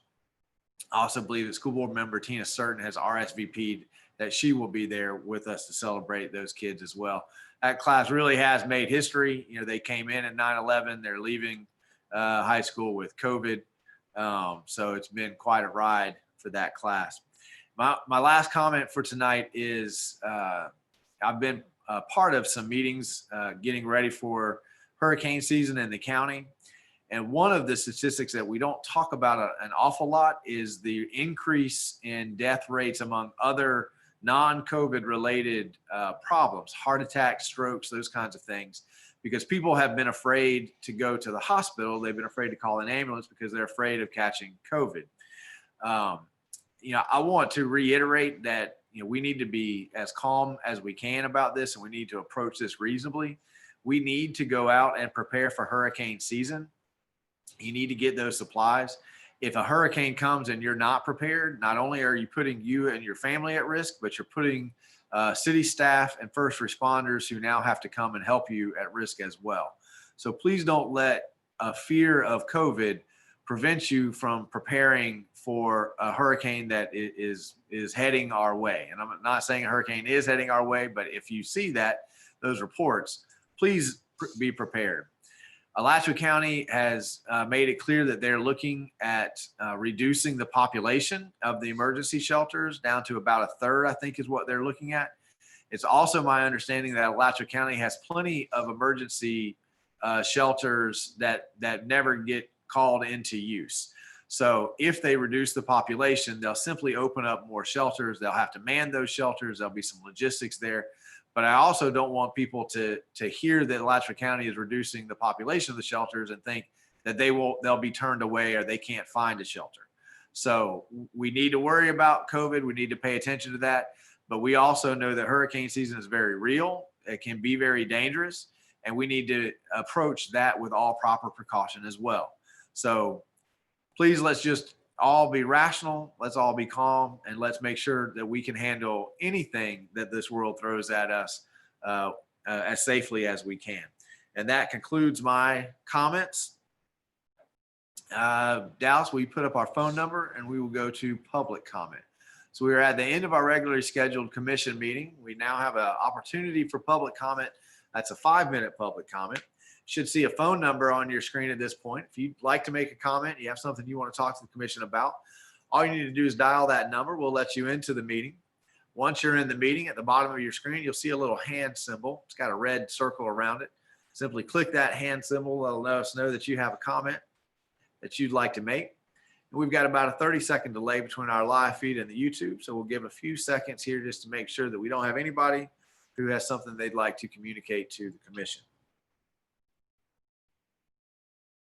Again, immediately following the end of this meeting, we will move straight to our Board of Adjustment meeting. That's been about 30 seconds now. So we have anybody with their hand raised? Okay, we'll move back to the commission, and meeting is adjourned, and meeting Board of Adjustment is called to order. Okay, Can I have a motion to approve the agenda for the BOA meeting as it has been published? So moved. I have a motion from Commissioner Coleman, a second from Commissioner Farnsworth. Any questions or comments on the motion on the floor to approve the agenda as it has been published? Hearing none, Dallas, would you put our phone number back on the screen, please? All right, ladies and gentlemen, we have just begun our Board of Adjustment meeting. We are approving the agenda. We have a motion properly second on the floor to approve the agenda as it has been published. If you'd like to make a comment, you have a question about this agenda, all you need to do is dial the number on your screen right now. Once we get you into the meeting, simply click that little hand at the bottom of your screen. That'll let us know that you have a comment to make about the approval of the agenda. And we'll get you in the queue. Again, we've got about a 30-second delay between our live feed and YouTube. So we'll just give a few seconds here to make sure no one has a question about this agenda. That's been about 30 seconds. Dallas, do we have anyone with their hand up? Okay, we'll move back for a roll call vote. Commissioner Coleman, Aye. Commissioner McKinley,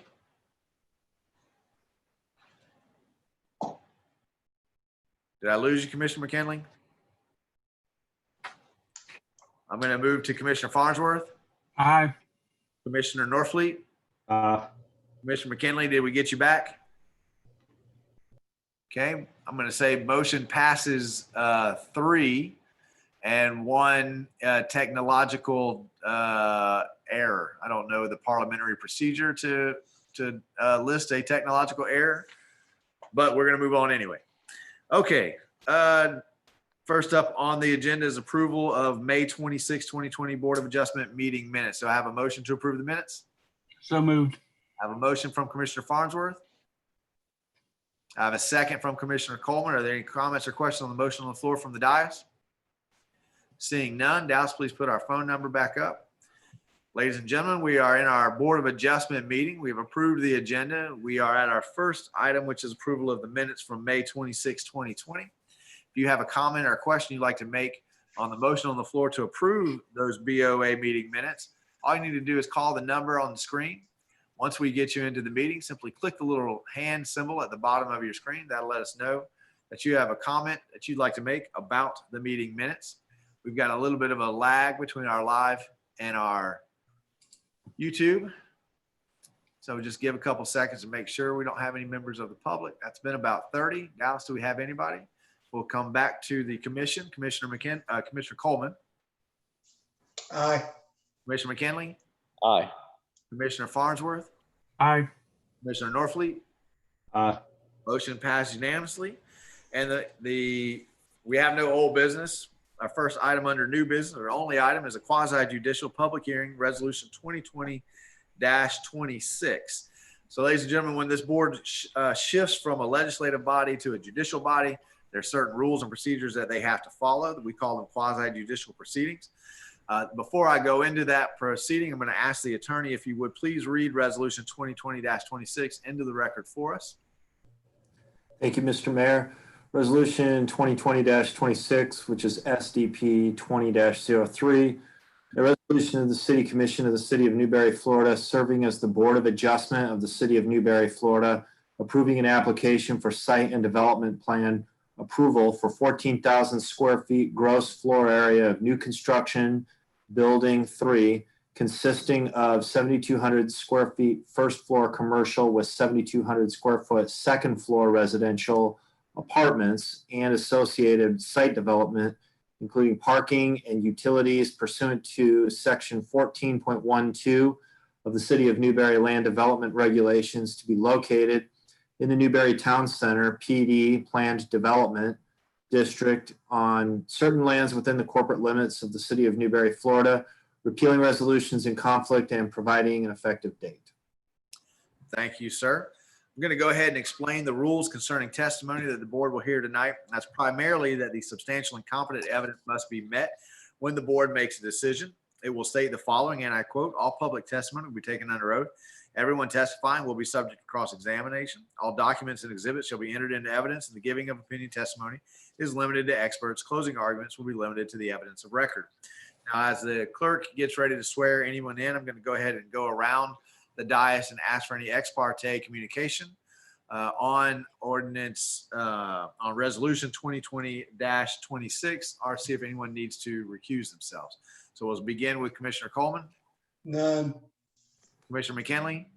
I don't think so, but I'll let the city attorney decide this. I do live in Countryway Town Square. I have had conversation about it, nothing in depth, but just that there's going to be a building there. Okay, Mr. Attorney, we got any issues there? Who were the conversations with, Commissioner McKinley? It was with the developer Trip Norfleet. It was in passing, that a building's going to be there. I think I asked, who's the architect, but whatever you think is safe, I'll abide by. Well, the question for you, Commissioner, would be, is there anything in that conversation that will cause you any bias as far as the hearing, the testimony, and the evidence that you're going to hear tonight? I don't think so, no. Okay, so if you feel that you can impartially decide the issues that are in front of the commission tonight, then that covers you in that regard, unless anybody else has any concerns about that. Sounds well under the bar to me. Yeah. Okay. Commissioner Farnsworth, No, I have none. Commissioner Norfleet. Yes, I do. I'll recuse myself. Okay. And Rich, is there a form he needs to fill out now? Remind me that. He does. We'll get you the form, Commissioner Norfleet. They've changed the number on it. I can't remember if it's a 4 or Form 8 now that has to be completed. Okay.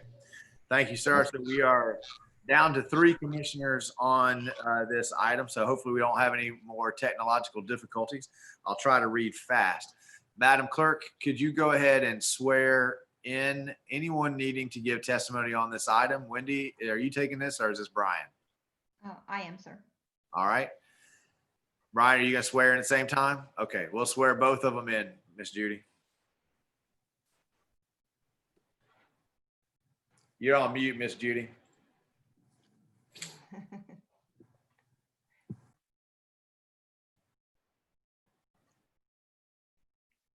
I heard something. Okay, There we got you. here we go. Okay, Brian Thomas and Wendy Kinzer Maxwell, please raise your right hand. Do you hereby swear or affirm the testimony you are about to give is the whole truth and nothing but the truth? Excuse me, let's start over. Do you hereby swear or affirm the testimony you are about to give is the truth, the whole truth, and nothing but the truth? I do. You have been duly sworn. Okay, thank you. Okay, so we've gone through ex parte. We've sworn everyone in. The presentation order that we're going to follow tonight is we're first going to hear a staff overview. I don't believe the applicant is present, but if he pops into the meeting, he'll have the opportunity to make a presentation with no time limit. Then we'll hear the staff report and recommendation, also with no time limit. No one has contacted me requesting third-party intervener status, so that will move us to public comment. The public will have 3 minutes to make a comment on resolution 2020-26. And then the applicant would have the opportunity to cross-examine. The staff has an opportunity to cross-examine, and then members of the decision-making body through the chair can ask questions of the staff or the applicant or any participant. Final arguments will be made then by the applicant and the staff, and then the city attorney will advise the decision-making body as to the applicable law and the factual findings that must be made to approve or deny the application. And then we'll enter into deliberations, and after a deliberation, a vote shall be taken to approve with conditions, continue, or deny the application. And with that, we'll go straight to our staff overview. And if the applicant is not here, Wendy, give us the staff recommendation at the end of that overview. Yes, thank you, Mayor. I'm going to go ahead and share my screen. If you could speak up just a little bit, Wendy, it's kind of quiet. I'm going to share my screen. All right. Okay.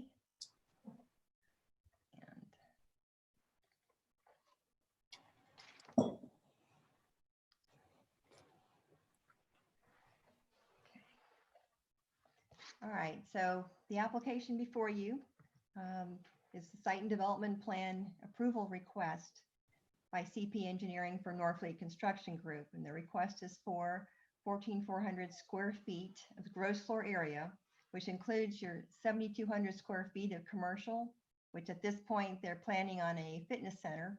So things could change, and the second floor is planned for residential, at this time 5 apartments.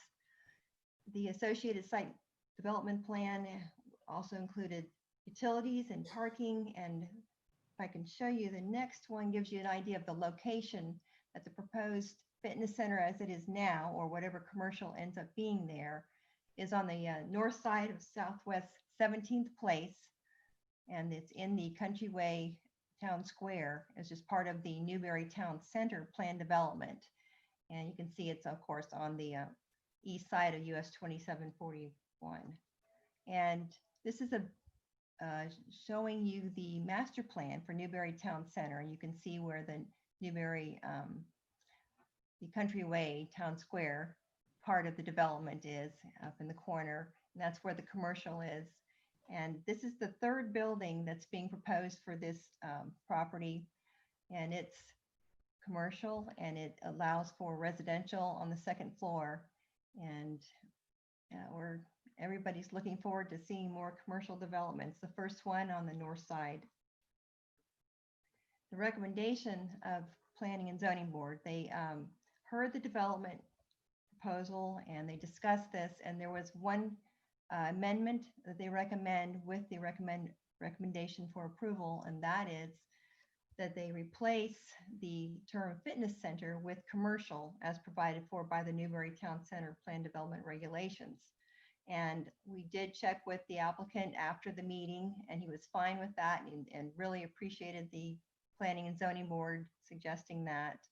And staff fully supports that recommendation for approval of the resolution and approving the application for site and development plan approval.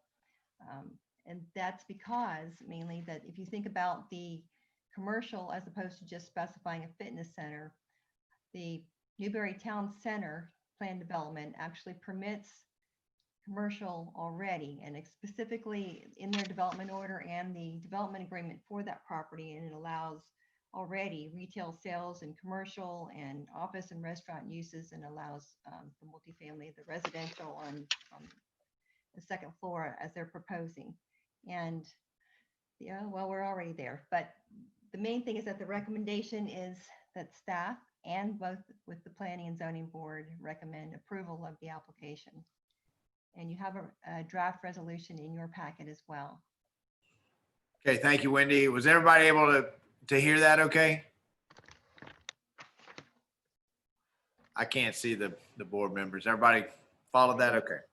All right, again, I have nobody who has asked to be a third-party intervener, so we're going to move to public comment.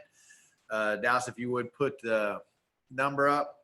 Ladies and gentlemen, we are in Board of Adjustment meeting. We are sitting as a quasi-judicial board to hear Resolution 2020-26, which is about putting right now a gym over at the town center. The language now just lets it be commercial, and that would give them a little more flexibility. There's a phone number on your screen. If you'd like to call in and talk to the Board of Adjustment on Resolution 2020-26, now is an appropriate time to do so. We don't have a motion on the floor. We've just started our quasi-judicial. All you need to do is call that number on your screen. Once you're into the meeting, you'll see a little hand symbol at the bottom of your screen. Click that hand symbol and we'll know that you have a comment. I think we have managed to talk for about 30 seconds there, which is our delay. Now, so we have anybody with their hand raised. Okay, we'll go back to the commission then. Again, the applicant's not here. We have no third-party interveners. Staff has given the report. They don't want to cross-examine themselves. So we are to questions from the board. Do you have any questions for staff on Resolution 2020-26?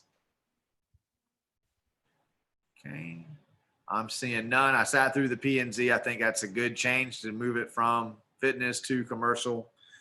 Final arguments. Wendy, do you have any final argument? Maybe you're comfortable. You don't have to make one if you don't want to. No, sir, I do not have any others. All right, thank you. Mr. Attorney, would you please advise the decision-making body?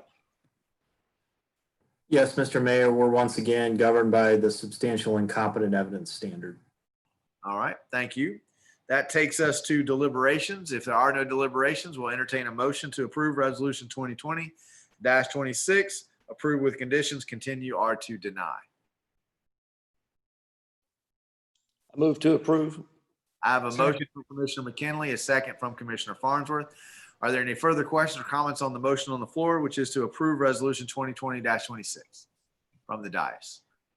Hearing none. Dallas, will you put our telephone number back up? Ladies and gentlemen, we are in our Board of Adjustment meeting. We have come to the end of our quasi judicial proceeding for Resolution 2020-26, which is an application, a request by Norfleet Construction Group to develop a commercial site for potentially having a fitness center. You have a phone number on your screen. If you'd like to call in and make a comment on the motion on the floor, which is for approval, all you need to do is call that number. That'll let us know that you have a comment, that you want to get in the meeting. Once we get you in the meeting, just click that little hand signal at the bottom of your screen and we'll get you in the queue. We've got about a 30-second delay between our live feed and our YouTube feed. So we'll just give a few more seconds here to make sure. And Dallas, that's been about 30. We have no one from the public with their hand raised. So I'll go back for a roll call vote. Commissioner Coleman. Aye. Commissioner McKinley. Aye. Commissioner Farnsworth. Aye. Motion passes unanimously. And that takes us out of quasi judicials and to comments. Mr. Manager, do you have any further comments? Yes, Mr. Mayor, I'd just like to comment on the item that was just approved, to share with the commission and the community the amount of effort that when everybody works together, the things that can be accomplished. We were contacted in late April by this gym saying they'd like to open in Newberry, and they were looking for existing space because they wanted to be open. They want to be open by October the 1st.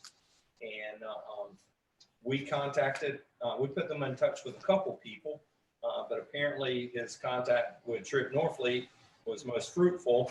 Mr. Norfleet didn't have anything existing for him, but said he would make every effort to put something together in a hurry if he could get the city and several others to participate. And within a matter of a few days, we had a site plan put together, construction plans. Trip didn't have construction plans on the new building. Those construction plans have now been reviewed. The permit application is ready to go tomorrow morning, expecting approval tonight. So we got the site plan turned in a week. We got it reviewed, negotiated, got it in front of the Planning and Zoning Board on the first available meeting date, which was June the 1st. Turned around and got it in front of you guys for final approval tonight. It was a team effort. There was an architect involved. There was a building official involved. There was a planning department involved. There was the developer involved. And then there's this gymnasium owner that wants to make all this stuff happen. So a lot of effort in a short amount of time, most of it behind the scenes. But I wanted to brag on the team, not just our team, the team that worked so hard together to get this thing moving. And now I guess everything's in the developer's court to get the building built because tomorrow morning it will be exclusively in his area. So thank you guys for allowing me to indulge and share that story with you. And Mr. New, before you leave, this commission passed an economic development plan a few months back that was intended to help spur new commercial development. Was that policy able to be implemented with this one? Or we're not there yet? Mr. Mayor, it is our expectation that the commission will consider that. We were in such a rush to get to this point so that construction could begin. We anticipate that some of those details like that, we'll be able to drop back and pick those up. But it's our expectation that we're going to offer one of those programs for this project. All right. Thank you, sir. Mr. Attorney, do you have any comments? No, I don't. Thank you, Mr. Mayor. Thank you, sir. Madam Clerk? Thank you, ma'am. Commissioner Coleman? No. Commissioner McKinley? No, thank you. Commissioner Farnsworth? Nope. Okay, we are to public comment. That's one last time for tonight. Please put our phone number up Folks, we're at the end of our Board of Adjustment meeting. We have an opportunity for public comment at the end of every public meeting. If you have anything left you'd like to talk to the commission about tonight, doesn't have to be on the agenda at this point. Simply call the number on your screen. Once we get you into the meeting, simply click that little hand symbol at the bottom of your screen. That'll let us know you have a question or comment you'd like to make. And again, we have a little bit of a delay, so we're just giving a few seconds before we close out the meeting. That's been about 30. Dallas, do we have anybody in the meeting? Hearing none, I wish everybody a wonderful night, safe travels. I guess you guys are all already home, and we are adjourned.